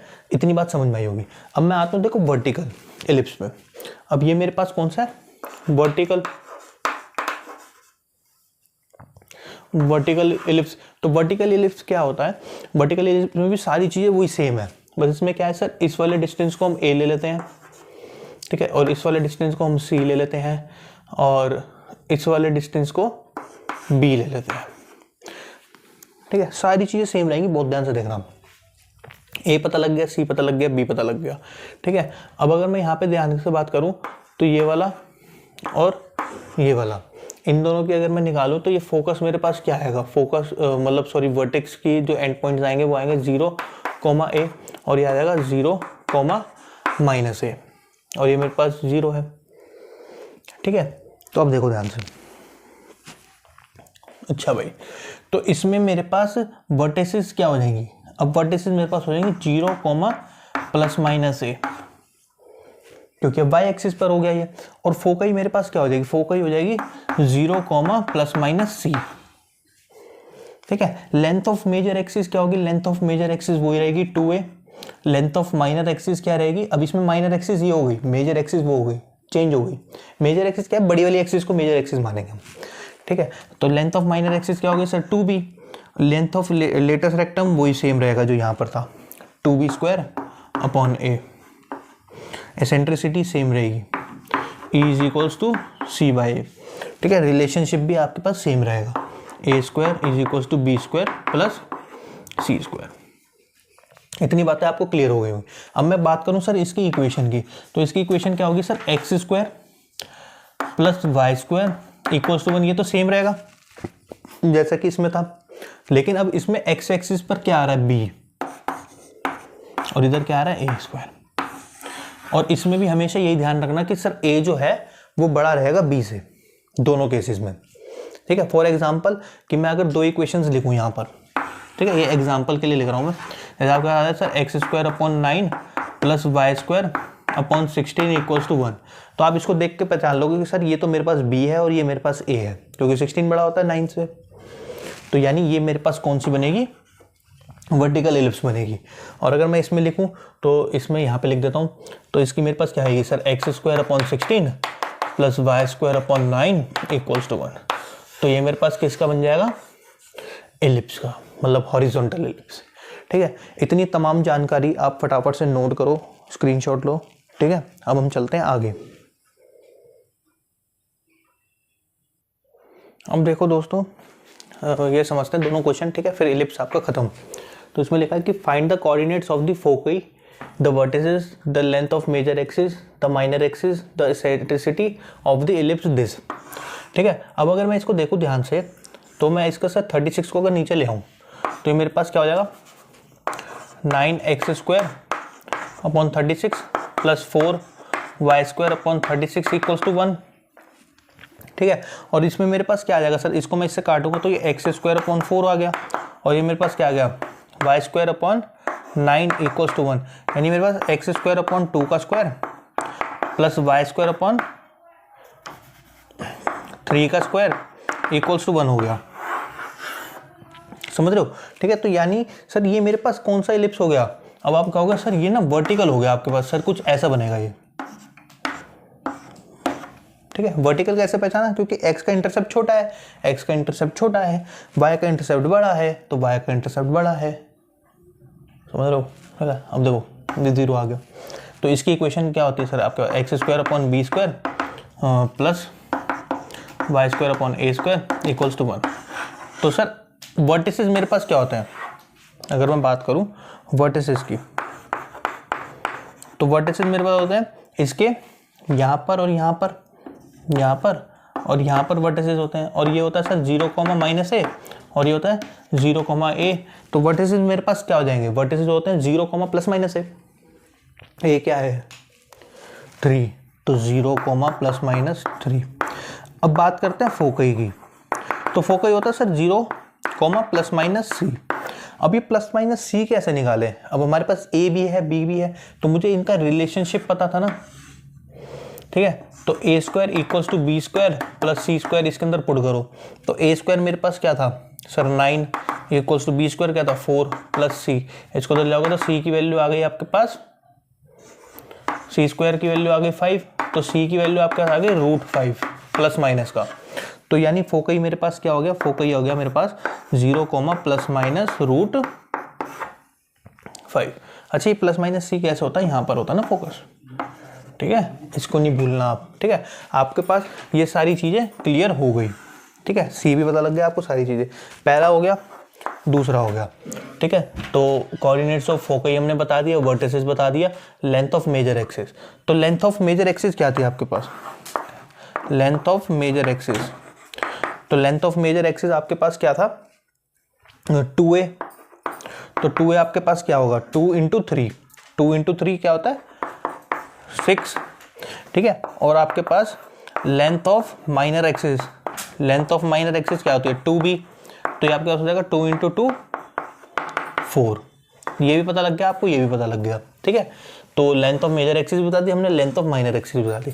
अब इसेंट्रिसिटी, तो इसेंट्रिसिटी आपके पास क्या होता है c/a, ठीक है। तो c/a, तो c क्या आया था आपके पास √5 और a आपके पास क्या था 3, तो ये आपके पास इसेंट्रिसिटी। समझ में आया कैसे निकालते हैं, ठीक है। इतनी बातें आपको क्लियर हो गई होंगी। अब देखो इसमें आया कि find the equation of the ellipse with the major axis along the x axis. अब इन्हें बोलते हैं कि सर मेजर एक्सिस जो है आपकी वो एक्स एक्सिस पर है, तो यानी ये जो है मेरे पास कौन सा बन गया, हॉरिजॉन्टल बन गया। अब हॉरिजॉन्टल की मेरे पास इक्वेशन क्या होती है, x² / a² + y² / b² = 1। इतनी बात आपको क्लियर हो गई होगी, ठीक है। उसके बाद क्या कह रहा है कि and passing through the points this and this. अब ये मेरे पास x1 हो गया, ठीक है। चलो अच्छा देखो समझो, अगर ये इससे पास कर रहा है और मुझसे पूछ रहा है सर इसकी इक्वेशन निकालो, तो ये कुछ ना कुछ यहाँ पर पास कर रहा होगा 4,3 से, और -1,4 कुछ यहाँ पर होगा, समझ लो ना आप, ठीक है। अब अगर ये दोनों पॉइंट्स इस पर लाई कर रहे हैं, तो यानी ये दोनों पॉइंट्स इस इक्वेशन को भी सेटिस्फाई करेंगे, समझ लो। तो यानी मैं इसको बाय वन इसके अंदर पुट करता हूँ, तो व्हेन 4,3, तो मेरे पास इस इक्वेशन में अगर मैं पुट करूँगा 4,3 यानी ये x और ये y हो गया, इसके अंदर पुट करूँगा तो मेरे पास 16/a² + 9/b² = 1 आ जाएगा। समझ लो ना मैं क्या कहना चाह रहा हूँ। तो ये मेरे पास एक इक्वेशन होगी, और दूसरा जब मेरे पास ये होगा व्हेन -1,4, तो मेरे पास क्या होगा -1 अगर मैं इसमें पुट करूँगा तो सर 1/a² + 16/b² = 1 हो जाएगा। समझ लो ना क्या कहना चाह रहा हूँ। अब देखो ये दोनों 1 के इक्वल हैं, अगर ये दोनों 1 के इक्वल हैं तो यानी ये दोनों भी मेरे पास इक्वल होंगे, तो 16/a² + 9/b² इक्वल हो जाएगा सर 1/a² और प्लस 16/b² के, ठीक है। अब क्या कर रहा हूँ सर 9b² को उधर ले जाता हूँ और इसको इधर ले आता हूँ, मतलब इसको पूरी को उठा के इधर ला रहा हूँ, तो 16/a² -1/a² = 16b² -9/b², ठीक है। अब a² कॉमन है तो एलसीएम ले लूंगा मैं, तो a² आ जाएगा, तो ये मेरे पास आ जाएगा सर 15a², और ये मेरे पास क्या आ जाएगा इधर, तो 15a² आ गया, और इसको माइनस करो जरा, कितने रह जाएंगे आपके पास 7/b², ये आ गया आपके पास। अब इसमें से ना किसी भी एक की वैल्यू निकाल लेते हैं, किसी भी एक की, ठीक है। अब a² को मैं इधर ले जाता हूँ और इन सबको इधर ले आता हूँ, तो ये मेरे पास आ जाएगा सर b² ऊपर आके मल्टीप्लाई होगा 15b², और 7 नीचे आके डिवाइड हो जाएगा और ये a² ऊपर जा करके मल्टीप्लाई हो जाएगा। तो a² की वैल्यू मेरे पास क्या आ गई, ये। ठीक है, अब इसमें से ना किसी भी एक में पुट कर दो, मैं इसमें पुट कर देता हूँ, ये वाली वैल्यू इसमें पुट कर देता हूँ उठा करके। तो मेरे पास क्या होगा, जैसे ही मैं इसके अंदर पुट करूँगा तो मेरे पास रिजल्ट आ जाएगा 1/15 b² plus 16 b² equals to 1। अब इसको रेसिप्रोकल करेंगे तो 7/15 b² plus 16 b² equals to 1। ठीक है, अब आप क्या करोगे सर, एलसीएम लोगे, तो एलसीएम लोगे तो 15 की आपको इसमें मल्टीप्लाई करनी पड़ेगी। ठीक है ना भाई, और ये तो एज इट इज ही रहेगा आपके पास। तो मैं इसको ऐसे लिख सकता हूँ कि 7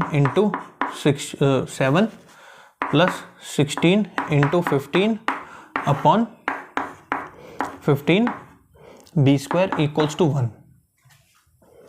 ठीक है ना, अब इसको जरा ऐड कर दो, 16 इंटू 15 आप कैलकुलेट करोगे अगर तो आपके पास आएगा 30 और 6 और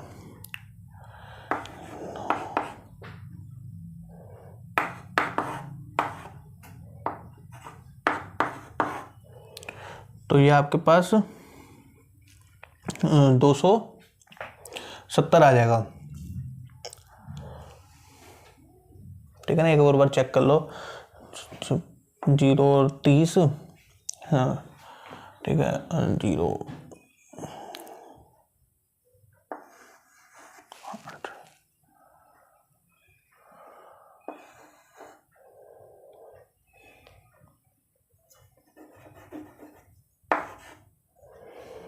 तो ये 240 आ गया, 240 plus 7 upon 15 b² equals to 1। ठीक है, अब आप इसको कर दोगे तो कितना आ जाएगा, ये 247 अपॉन 15 b² इक्वल्स टू 1। ठीक है, अब मैं इसको ले जाता हूँ तो 1/b² की वैल्यू मेरे पास क्या आ गई, 15 अपॉन 247। ठीक है, 1/b² की वैल्यू आई है। अब इसके अंदर आप पुट करोगे तो b² की अगर मैं वैल्यू पुट करूंगा तो मेरे पास क्या आ जाएगी, 247। तो देखो ना, अगर मैं इसको इधर ले जाऊं, इसके अंदर पुट करूं b² की वैल्यू अगर मैं इसको ले जाऊंगा, इसको इधर ले जाऊंगा तो 247/15 हो जाएगी। तो इसके अंदर पुट करना आपको, तो क्या आएगा आपके पास।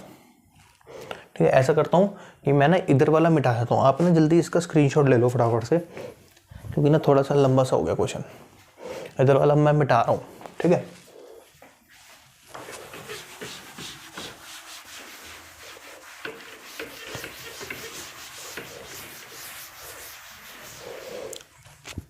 देखो भाई, इसमें देखो तो 15 और b² की वैल्यू अगर मैं यहाँ से निकालूंगा तो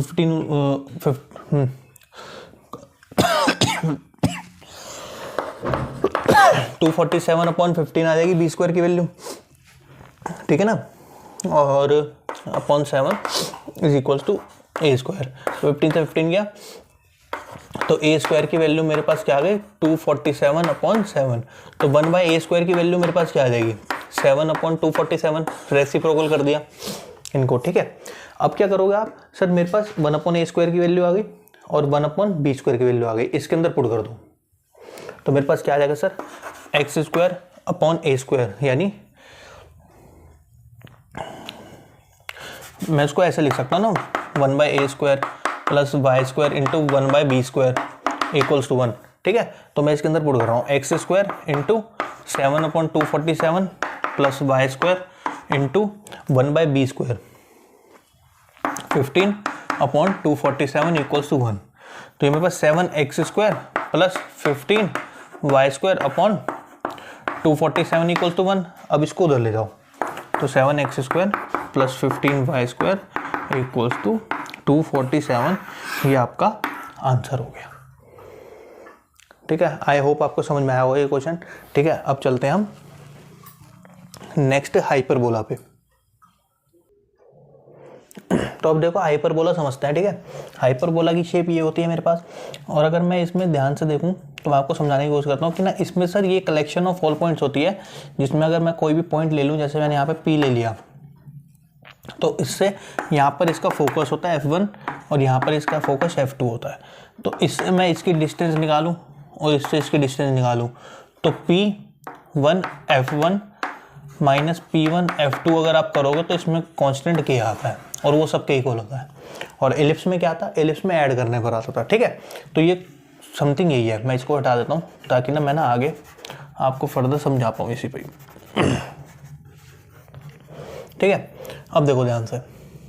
तो एक तरीके से क्या कर रहा है सर, एलिप्स ऐसे गोल होता था, इसको मैंने खोल के ऐसे कर दिया, तो एलिप्स का ही शेप है, ये कुछ इस तरीके से दिख रहा है। बस इसमें क्या है कि सर वर्टिसेस जो है ना अब यहाँ पर शिफ्ट हो जाते हैं इसके, ये वर्टिसेस हो जाते हैं इसके। ठीक है, मैं यहाँ पे लिख देता हूँ ये वर्टिसेस होगा। ठीक है, तो वर्टिसेस की दूरी हम क्या लेते थे, ए लेते थे, इसमें भी ए ले लेते हैं ताकि कन्फ्यूजन ना हो। और ओरिजिन से फोकस की दूरी हम क्या लेते थे, सी ले लेते थे, तो इसको भी सी ले लेते हैं। तो अब ये फोकस मेरे पास क्या हो जाएगा, फोकस मेरे पास सेम रहेगा। वो क्या रहेगा सर, C,0 और ये माइनस C,0। फोकस का तो कोई दिक्कत मेरे को आई नहीं। ठीक है, अब समझते हैं सर इसमें B कैसे फाइंड करेंगे। B, तो B क्या होता है सर, यहाँ से ना मैंने एक टेंजेंट ड्रॉ करी कुछ इस तरीके से। ठीक है, ऑरिजिन से पास हुई है कुछ इस तरीके से। ठीक है, मैंने यहाँ पे टेंजेंट ड्रॉ करी तो वो यहाँ पर किसी पॉइंट पर टच कर रहा होगा। ठीक है, तो वो क्या होगा सर, इससे मैं इसका डिस्टेंस निकाल लूँगा ऐसे और ऐसे। ठीक है, तो ये जो मेरे पास ये वाली जो लेंथ आएगी, ये वाली, इसको हम B ले लेते हैं। तो ये मेरे पास क्या आएगा सर, 0,B, और सिमिलरली यहाँ पर कहीं पर आ जाएगा तो 0,-B।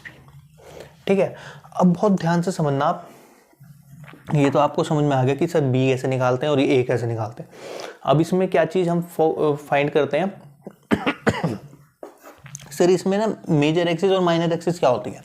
सर इसमें ना जो मेजर एक्सिस वाली जो आपको ये दिख रही है, जो बड़ी एक्सिस है, इसको हम बोल देते हैं, क्या बोलते हैं, इस एक्सिस को बोल देते हैं हम ट्रांसवर्स एक्सिस। यहाँ पे लिखने के लिए मैं इसको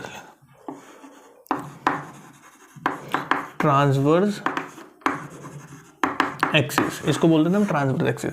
और जो छोटी वाली एक्सिस होती है उसको हम क्या बोलते हैं, इसको बोल देते हैं हम कॉन्जुगेट एक्सिस।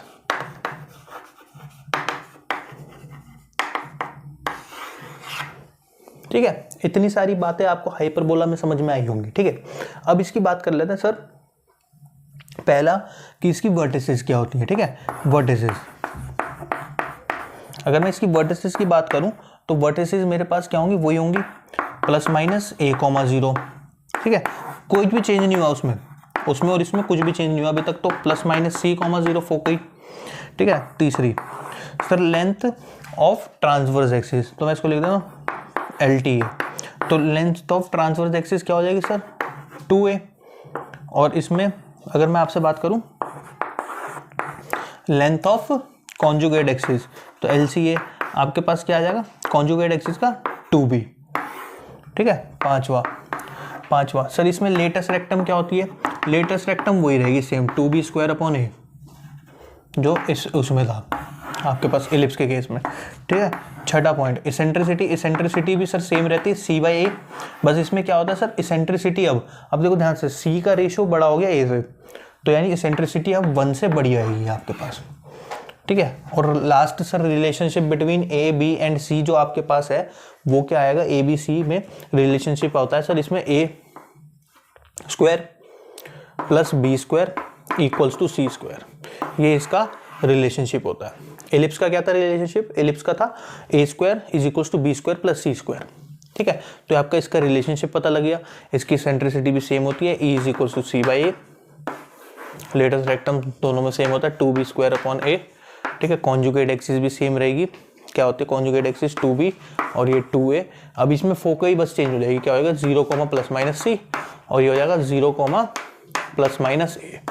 इतनी बातें आपको समझ में आई होंगी। ठीक है, तो यहाँ पे मैं आपको बता देता हूँ, ये फोकस F1 हो गया, ये F2 हो गया, और अगर आप ध्यान से देखो तो मैं इसकी दूरी A ले लेता हूँ वर्टेक्स से, और इसकी दूरी C ले रहा हूँ, ये ओरिजिन हो गया, तो उसके हिसाब से मैंने बोला है। तो ये आपके पास कौन सा है, वर्टिकल हाइपरबोला, और ये मेरे पास ये वाला कौन सा है, ये हॉरिजॉन्टल हाइपरबोला। ठीक है, अब इनकी ना स्टैंडर्ड इक्वेशंस की बात कर लेते हैं थोड़ी सी। तो इसकी स्टैंडर्ड इक्वेशन जो होती है, इसकी स्टैंडर्ड इक्वेशन मेरे पास होती है, मैं इसकी स्टैंडर्ड इक्वेशन यहाँ लिख रहा हूँ, x square upon a square minus y square upon b square equals to 1। ठीक है, और इसकी स्टैंडर्ड इक्वेशन क्या होती है, इसकी स्टैंडर्ड इक्वेशन आपके पास होती है y square upon a square minus x square upon b square equals to 1। बस ये ध्यान रखना, क्योंकि सर y जो है y एक्सिस पर अब a आ गया तो ये y का हो गया। ठीक है, इसमें क्या था, x एक्सिस पर a था तो x का हो गया। इसमें बस ये स्टैंडर्ड फॉर्म आपको याद रखनी पड़ेगी इक्वेशन की। ठीक है भाई, इतनी बातें याद रख लोगे तो बस यही था हाइपरबोला में। अब हम चलते हैं इसके क्वेश्चंस की तरफ, फिर उसके बाद हाइपरबोला खत्म, फिर 2-4 करेंगे जो एग्जाम में क्वेश्चन आते हैं। अब देखो ये 2 क्वेश्चन देखते हैं। ठीक है, तो इसमें पहले क्वेश्चन लिखा है कि find the equation of the hyperbola where foci, ठीक है, foci are this and the length of latus rectum. आपको लेंथ ऑफ लेटस रेक्टम क्या दी हुई है मेरे पास, 36। ठीक है, तो मैं इसको सॉल्व करता हूँ।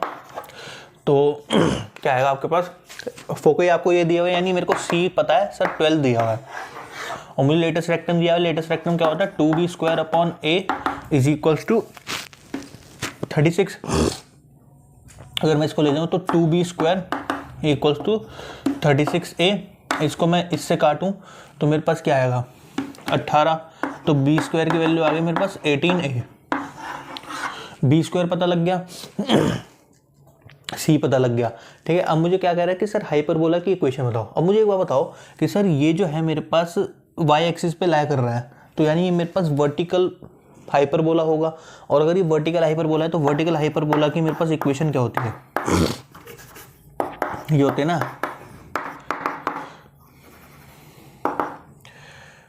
ये होती है मेरे पास इक्वेशन। ठीक है, तो अब मेरे को क्या करना है कि सर कैसे भी करके मेरे पास a की वैल्यू आ जाए तो मेरे पास काम हो जाए। ठीक है, अब a की वैल्यू कैसे निकालेंगे, मुझे पता है sir relationship between a b and c। तो वो रिलेशनशिप क्या है मेरे पास, sir a square plus b square is equals to c square. ठीक है, अब c का स्क्वायर मेरे पास क्या हो जाएगा, c का स्क्वायर हो जाएगा सर 144, और b स्क्वायर मुझे 18a पता लग ही गया, और ये a स्क्वायर हो जाएगा। तो a square plus 18a minus 144 equals to 0। ठीक है, अब 144 का आप अगर एलसीएम लोगे तो आपके पास 12 और 12 आ गया।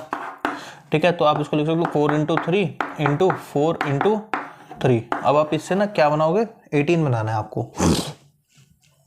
तो 18 कैसे बनेगा ये देखते हैं। 3 3 जा 9, 9 3 जा 9 4 जा 36, ज़्यादा हो जाएगा।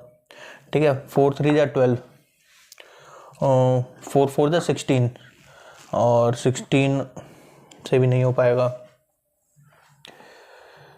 ठीक है,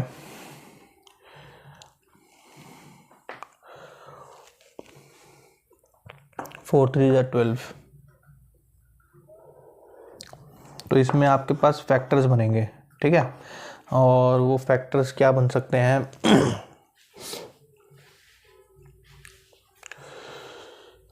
4 3 12, 12 36, 36 और 4 कभी नहीं बनेगा,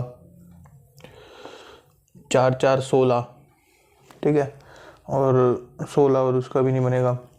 तो आपके पास इसमें फैक्टर्स क्या बनेंगे, एक बार ही चेक करो फैक्टर्स।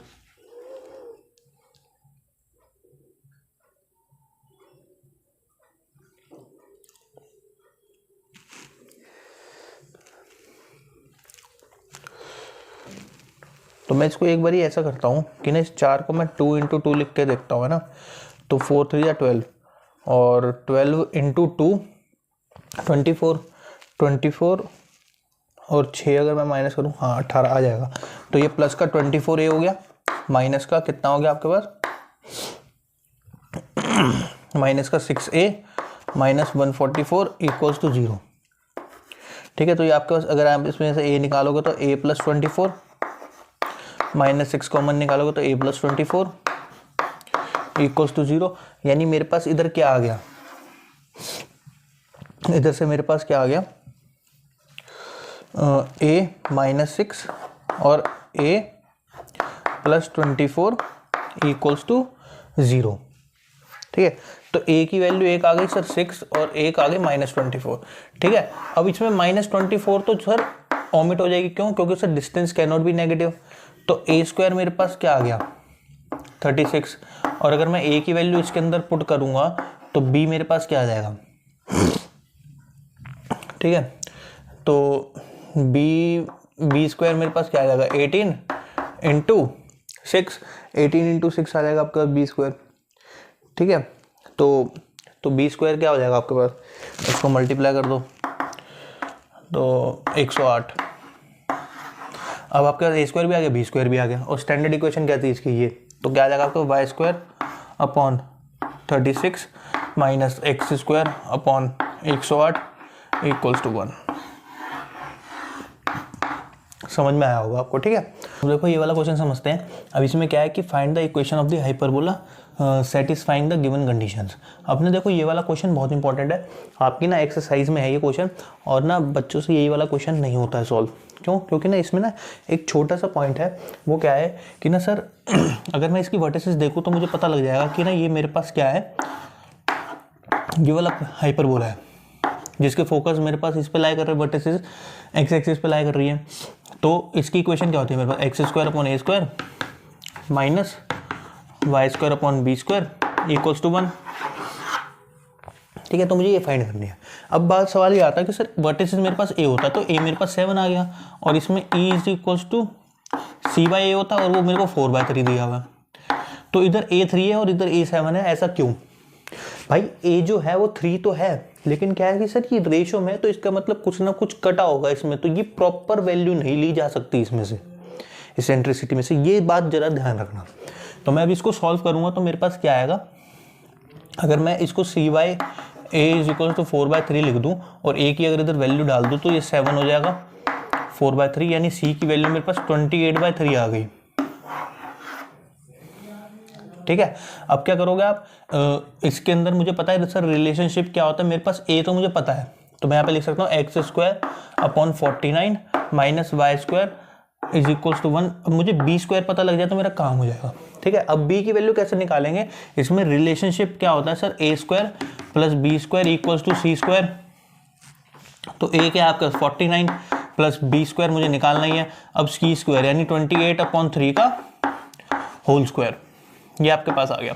ठीक है, अब ये 49 हो गया प्लस का बी स्क्वायर हो गया, और इसका आप अगर 28 का स्क्वायर खोलोगे तो वो आपके पास क्या आता है? 28 का 784 मेरे ख्याल। एक बार देख लेते हैं 28 का स्क्वायर करके, तो 04 और 64 16 और 32 4 784। ठीक है, तो ये 784 हो गया, अपॉन में 9 आ गया। अब 9 इधर जा करके क्या बना देगा मेरे पास? इससे मल्टीप्लाई होगा। ऐसा करते हैं 49 को तो ले जाओ, तो b square is equal to 784, 9 LCM ले लिया माइनस। अब 49 इंटू 9 करो आप। ठीक है, 49 इंटू 9 तो मेरे पास आ जाएगा 81 और 36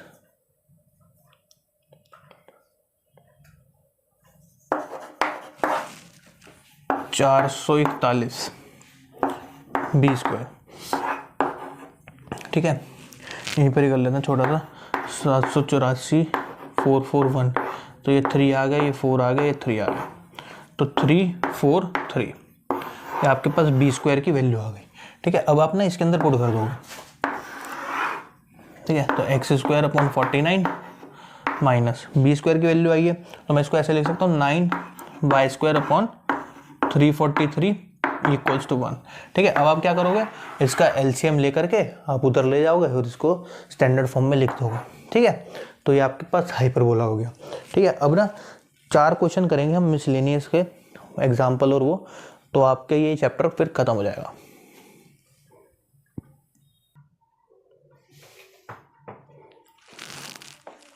अब देखो इसमें लिखा है कि if a parabolic reflector is 20 centimetre in diameter and 5 centimetre deep, find the focus.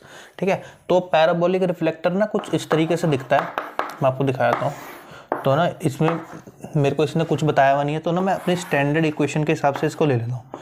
तो कुछ ना इस तरीके से बनेगा पैराबोलिक रिफ्लेक्टर, ठीक है। और उसने बोला कि सर इसका जो डायमीटर है वो आपके पास क्या है, 20 सेंटीमीटर का डायमीटर है। तो ये मेरे पास पूरा जो है ये मेरे पास 20 सेंटीमीटर हो गया। तो इतना वाला एरिया मेरे पास क्या हो जाएगा, 10 सेंटीमीटर। तो इधर अगर मैं इसका कोऑर्डिनेट देखूं, और इसने बोला कि सर 5 सेंटीमीटर डीप, तो 5 सेंटीमीटर डीप भी है ये। तो इसका ये वाला कोऑर्डिनेट मेरे पास क्या हो जाएगा सर, 5,10 हो जाएगा कि नहीं हो जाएगा, ठीक है। और इसने बोला कि सर इसका ना फोकस बता दो, और एफ क्या होता है सर, a,0। तो यानी मुझे ए बताना है इसके अंदर, ठीक है। और इसकी अगर मैं स्टैंडर्ड इक्वेशन लिखूँ तो ये होते हैं y² = 4ax। तो सर अगर ये वाला पॉइंट अगर मैं इसको मान लेता हूँ ए पॉइंट, अगर ये ए पॉइंट पैराबोला पर लाई कर रहा है, अगर ये पैराबोला पे लाई कर रहा है तो ये इसकी इक्वेशन को सेटिस्फाई भी करेगा। तो मैं क्या कह सकता हूँ कि सर अगर ये इसकी इक्वेशन को सेटिस्फाई करेगा, मैं कहूँगा कि sir if 5,10 lies on the parabola, then it must satisfy the equation of parabola। तो ये पैराबोला की इक्वेशन को भी सेटिस्फाई करेगा। अगर ये पैराबोला की इक्वेशन को भी सेटिस्फाई करेगा तो इसका मतलब मैं इसके अंदर ये पॉइंट डाल सकता हूँ, ठीक है। तो y² = 4ax, तो y की वैल्यू पुट करोगे इसमें क्या आ जाएगा सर, 10 का स्क्वायर = 4 × a की तो मुझे वैल्यू निकालनी है, और x आपका क्या हो जाएगा, x आपका हो जाएगा 5। तो आपके पास आ गया 100 = 4 × 5 20 और इंटू a। तो इसमें आ जाएगा सर आपके पास a की वैल्यू 5 आ गई, ठीक है। तो आपके पास a आ गया। तो आप क्या कहोगे सर, फोकस जो है वो मिडल ऑफ द डायमीटर पे लाई कर रहा है, focus will lie on the middle of the diameter. अच्छा ये हुआ कैसे, अगर ये देखो फोकस 5 है तो ये मेरे ख्याल एक तरीके से यहाँ पर आ जाएगा, यहाँ पर आ जाएगा ना 5, इसकी भी लेंथ 5 थी, इसकी भी लेंथ 5 थी, तो ये मेरे पास शिफ्ट यहाँ पर आ जाएगा, और ये क्या है, मिडल ऑफ द डायमीटर पर है। तो ये क्वेश्चन था, ठीक है। आप इसका फटाफट स्क्रीनशॉट लो। अब हम चलते हैं नेक्स्ट क्वेश्चन की तरफ।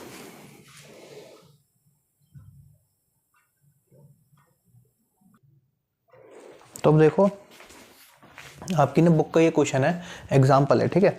आप ध्यान से देखना इसको, एक सेकेंड फंस गया। तो देखो इसमें लिखा हुआ है कि ना a beam is supported at its ends by supports which are 12 metres apart. Since the load is concentrated at its centre, there is a deflection of 3 centimetre at the centre. The deflected beam is in the shape of a parabola. How far from the centre is the deflection 1 centimetre. तो उसने बोला है कि sir कोई ना 2 beam है आपके पास, ठीक है। कोई एक बीम यहाँ पे पॉइंट ए पर है और एक पॉइंट बी पर है, ठीक है। तो इसमें ना एक ना डिफ्लेक्शन आया है, ठीक है। और ना इसकी जो है ये मेरे पास कितना 12 मीटर अपार्ट रखे हुए हैं ये, ठीक है। अगर मैं यहाँ पे ना थोड़ा सा इसको कंस्ट्रक्ट करूँ तो ये मेरे पास कुछ इस तरीके से पैराबोलिक शेप में बन जाएगा, ठीक है। थोड़ा ना कंसिडर करना, ये पैराबोला बन गया थोड़ा सा ऐसे, ठीक है, पैराबोला है। अच्छा अब उसने बोला कि सर जो सेंटर से जो इस पे डिफ्लेक्शन आया हुआ है ना वो 3 सेंटीमीटर का आया है, ठीक है। अब वो ये पूछ रहा है कि ना beam is deflected in the shape of parabola, how far from the centre the deflection is 1 centimetre. तो सेंटर से अगर मैं इस पे आ जाऊँ तो एक पार्ट पे मेरे पास 1 सेंटीमीटर रह जाएगा ये। तो मुझे बताना है कि सर ये कितना डिफ्लेक्ट हुआ है मेरे पास, यानी इसमें क्या करना है, मुझे कोऑर्डिनेट बताना है, ठीक है। तो कितना दूरी है, यानी कि अगर देखो ये 1 सेंटीमीटर रह गया, अगर मैं यहाँ पे निकालूँ इसका कोऑर्डिनेट तो ये मेरे पास कितना हो जाएगा, इतना डिस्टेंस, ये मेरे पास 2 हो जाएगा। और मुझे क्या बताना है, इसका डिस्टेंस बताना है, यानी ये x बताना है मुझे। तो इसका कोऑर्डिनेट मेरे पास क्या हो जाएगा, ये वाला कोऑर्डिनेट हो जाएगा सर x,2। ठीक है, तो मुझे x,2 बताना है। ठीक है, अब बहुत ध्यान से देखना सर। अच्छा, ये मीटर में है तो मैं इसको भी मीटर में कन्वर्ट कर देता हूँ, बहुत ध्यान से देखना। तो मेरे पास ये 2/100 हो जाएगा। ठीक है, और ये मेरे पास कितना है 12, तो ये सेंटर से आया तो ये मेरे पास 6 मीटर हो जाएगा। ठीक है, तो इसका ये वाला पॉइंट मेरे पास क्या आएगा, बी पॉइंट, वो आ जाएगा सर मेरे पास 6 मीटर है इतनी, तो ये 6 हो गया। और ये कितना है मेरे पास डिस्टेंस, ये वाला पूरा डिस्टेंस मेरे पास 3 है, 3 सेंटीमीटर। तो इसको मीटर में अगर मैं करूँगा तो ये मेरे पास 3/100 हो जाएगा। ठीक है, इतनी बात आपको समझ में आ गई। तो मुझे x बताना है। अब मुझे बताओ ये पैराबोला शेप में है, तो इस पैराबोला की क्या होती है, y की मतलब x की दोनों एक्सिस के लिए y पॉजिटिव है, यानी ये x² = 4ay वाला पैराबोला हो गया मेरे पास। ठीक है, अब दिक्कत ये है कि सर मेरे को अगर a पता लग जाए तो मैं इसके अंदर कुछ कर सकता हूँ। तो मुझे एक बार बताओ कि सर पॉइंट b जो है, point b will satisfy the equation of parabola। तो ये इसकी इक्वेशन को सेटिस्फाई करेगा। अगर ये पॉइंट P जो है वो सेटिस्फाई कर रहा है पैराबोला की इक्वेशन को पूरी को, ठीक है ना। तो अगर ये इसको सेटिस्फाई कर रहा है तो मैं इसके अंदर पुट भी कर सकता हूँ इसको। तो 6 का स्क्वायर क्या हो जाएगा मेरे पास 36 = 4 × a × y क्या है मेरे पास 3/100। ठीक है, तो 3 से इसको काट देता हूँ 12 पर और 4 से इसको काट देता हूँ 3 पर। ठीक है, और ये इधर आकर के क्या हो जाएगा, a की वैल्यू मेरे पास क्या आ गई 300। और मेरे पास जैसी a की वैल्यू 300 आ गई है तो मैं क्या करूँगा कि सर ये वाला पॉइंट, इस पॉइंट को क्या मान लेता हूँ मैं C पॉइंट। तो मैं यहाँ पे लिख दूंगा कि सर पॉइंट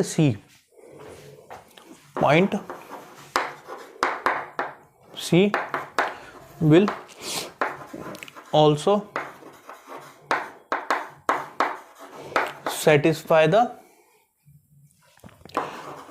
equation। तो वो इक्वेशन को सेटिस्फाई करेगा। अब मैं ना इसके अंदर पुट कर देता हूँ, a की वैल्यू भी है मेरे पास, x की भी है और y की भी है।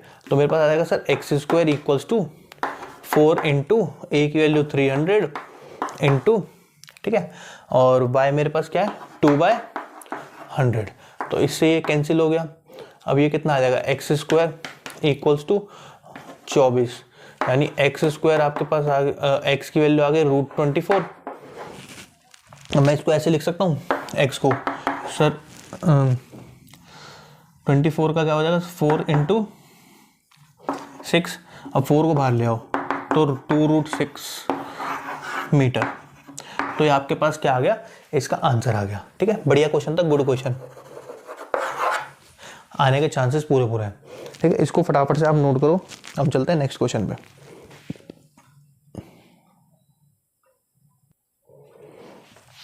अब देखो भाई, अब देखो आपके पास ना एक क्वेश्चन है, उसमें लिखा है कि ना if rod AB of length 15 centimeter rests in between two coordinate axes in such a way that the end point A lies on x-axis and point B lies on y-axis। तो वो कह रहा है कि ना sir A point XY is taken on the rod such a way that AP is equals to 6 centimeter, show that the locus of a point is an ellipse। तो इसको देखो ध्यान से। तो इसमें मेरे को लिखा हुआ है सारी चीज़ें कि ना सर आपका जो 15 सेंटीमीटर है वो रॉड की लेंथ है। अगर मैं इसकी ना फिगर प्लॉट करूँ आपके पास, तो ये फिगर मेरे पास कुछ इस तरीके से आएगी। ठीक है, इसमें क्या है 15 सेंटीमीटर की रॉड है पूरी, इसकी लेंथ क्या है 15 सेंटीमीटर। ठीक है, अब ये आपके पास क्या है सर, कोई रॉड है AB और इसने बोला है कि सर जो A है वो लाई कर रहा है आपका x एक्सिस पे। तो ये A हो गया, ये B हो गया।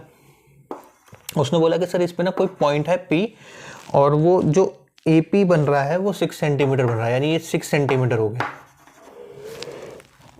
ठीक है,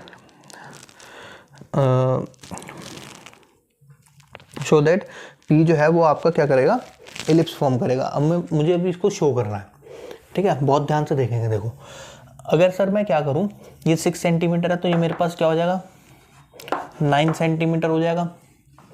ठीक है, अब देखो ध्यान से सर, अगर मैं बात करूँ इसमें, अगर मैं इसको ऐसे लिख दूँ, ये ए हो गया, ये पी हो गया और ये मेरे पास बी हो गया। ठीक है, तो ए पी की लेंथ मेरे पास क्या है, 6 सेंटीमीटर और इसकी मेरे पास लेंथ क्या है, 9 सेंटीमीटर। ठीक है, तो मैं इसको 6:2 अगर 9 अगर मैं करता हूँ तो मेरे पास क्या आएगा, 2:3, तो 2:3 आ गया। और ए के पॉइंट्स मेरे पास क्या है, अगर मैं इसको क्या ले लूँ, ए ले लूँ, तो ये मेरे पास ए का कोऑर्डिनेट आ जाएगा a,0 और इसको मैं क्या ले लूँ, स्मॉल b, तो ये वाला पॉइंट मेरे पास क्या आ जाएगा, 0,b। समझ रहे हो ना क्या कहना चाह रहा हूँ मैं। तो इसका कोऑर्डिनेट हो गया a,0 और इसका कोऑर्डिनेट हो गया b,0 0,b। अब मैं इसमें क्या लगा रहा हूँ, सेक्शन फॉर्मूला। तो सेक्शन फॉर्मूला क्या कहता है कि सर अगर मैं p के कोऑर्डिनेट्स लिखना चाहूँ तो p के कोऑर्डिनेट्स मेरे पास क्या आएंगे sir, 2 × 0 plus 3 × a upon 2 + 3। Section formula पता है ना, हाँ पता होना चाहिए, ये तो बहुत इंपॉर्टेंट है। ठीक है, अब आपके पास क्या करोगे, m की वैल्यू। ठीक है, तो m की वैल्यू, y की वैल्यू निकालेंगे तो y की वैल्यू मेरे पास क्या आएगी, 2 × 6 2 × b और प्लस में 3 × 0 अपॉन 2 + 3। तो आपके पास p क्या आ गया, आपके पास p आ गया सर 3a/5 और ये आ गया 2b/5। ठीक है, तो यानी मेरे पास जो है अब x = 3a/5 आ गया और y = 2b/5 आ गया।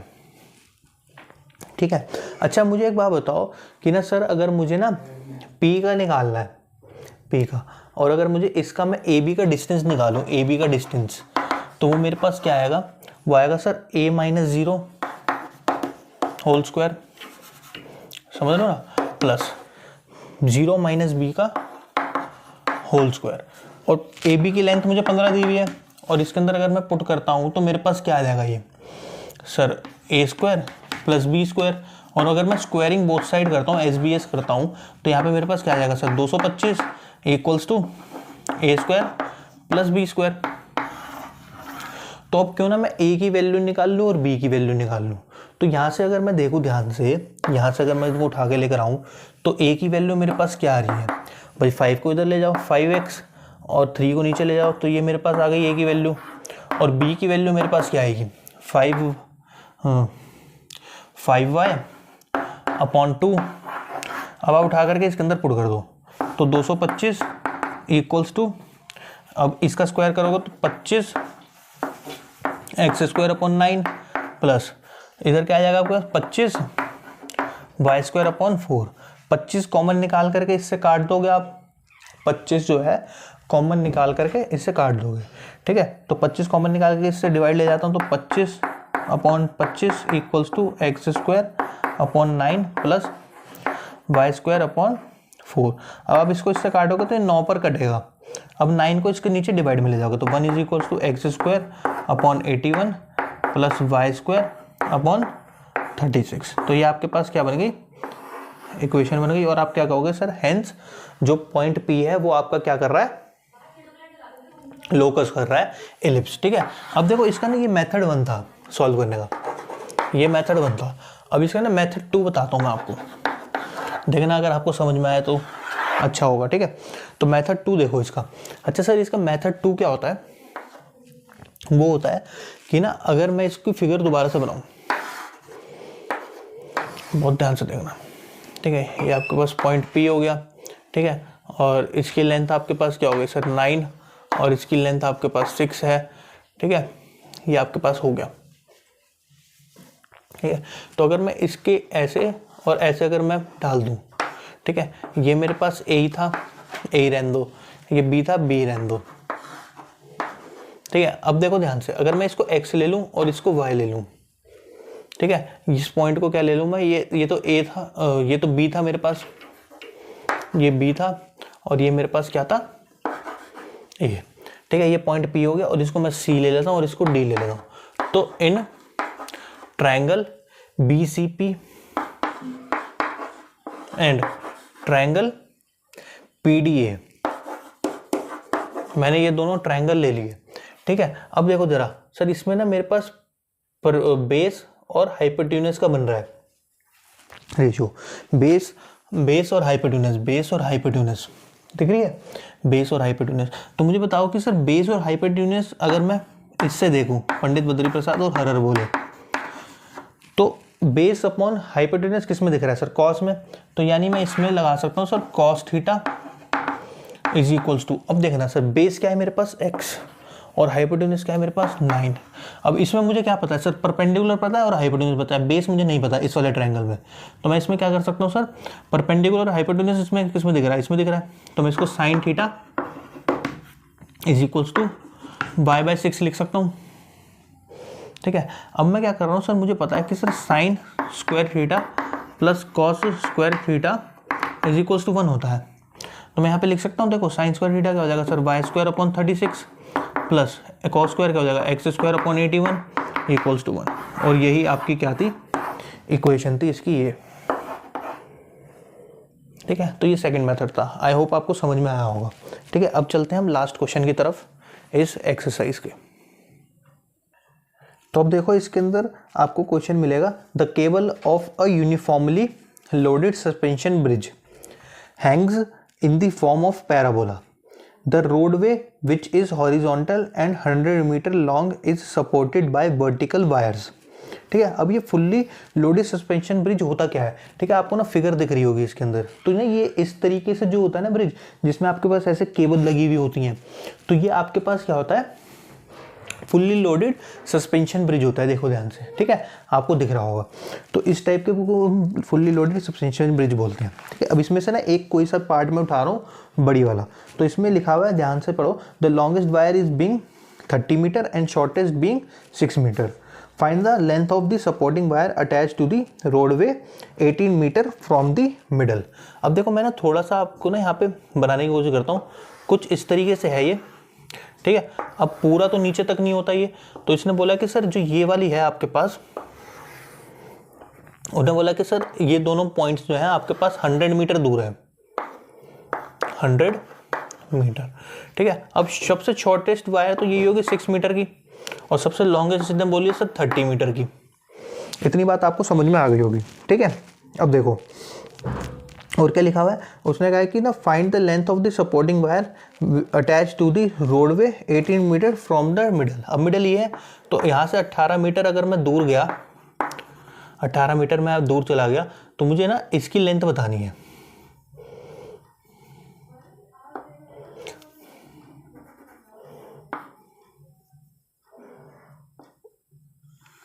ऐसे समझ लो 18 मीटर।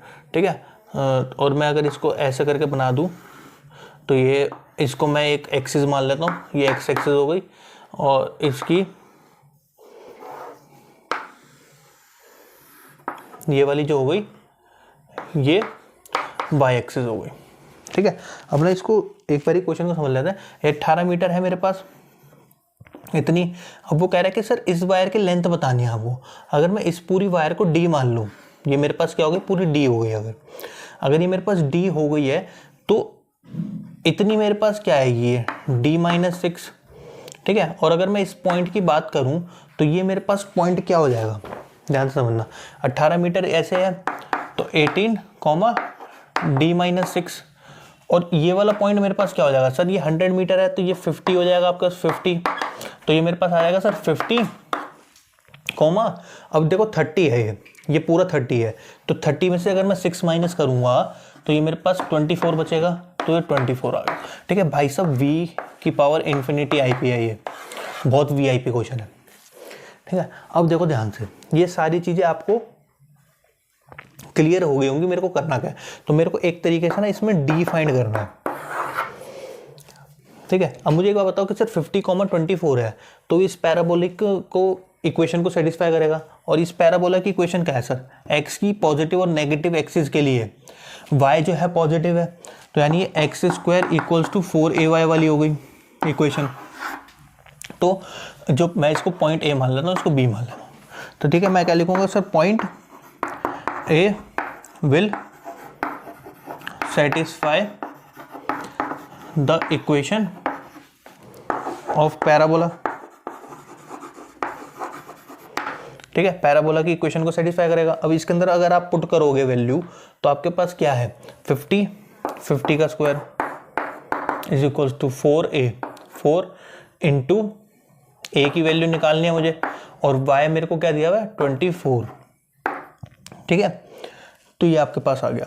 अब ये मेरे पास क्या हो जाएगा sir, 2500 divide by 4 into 24 equals to a. तो ए की वैल्यू अभी यहीं पर ही रखते हैं। ठीक है, अब देखो ध्यान से, ए की वैल्यू मुझे पता लग गई। अब सर जो पॉइंट बी है वो भी सेटिस्फाई करेगा इस पैराबोला को। ठीक है, तो मैं यहाँ पे लिख दूंगा sir, also be point satisfy the condition की बजाय इक्वेशन लिखते हैं, इक्वेशन ऑफ पैराबोला।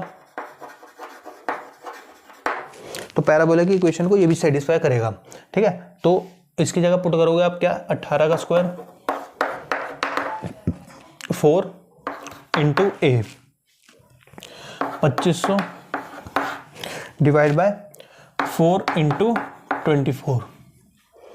ठीक है, इतनी बातें आ गई। और इंटू में y क्या है आपका, d-6। अब मैं इसको सॉल्व कर दूंगा, d की जो वैल्यू आएगी वो इसका आंसर हो जाएगा। ठीक है, एक बार सॉल्व कर देते हैं इसको फटाफट से। ये आ गया आपके पास, ये हो गया 18 इंटू 18 इज इक्वल टू 2500।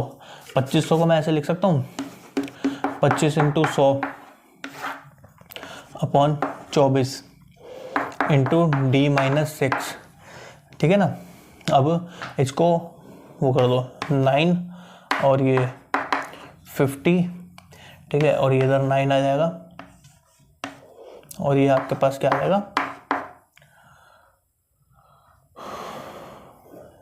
25। ठीक है, अब ये 25 इंटू 25, ये 625 हो जाएगा, और ये 24 इधर आएगा, 81 इंटू 24 इंटू d-6।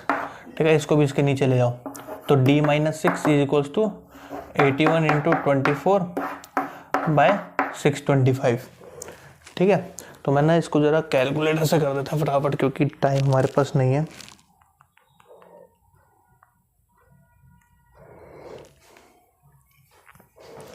(81 इंटू 24) ये मेरे पास आ गया 1944 अपॉन 625 d-6।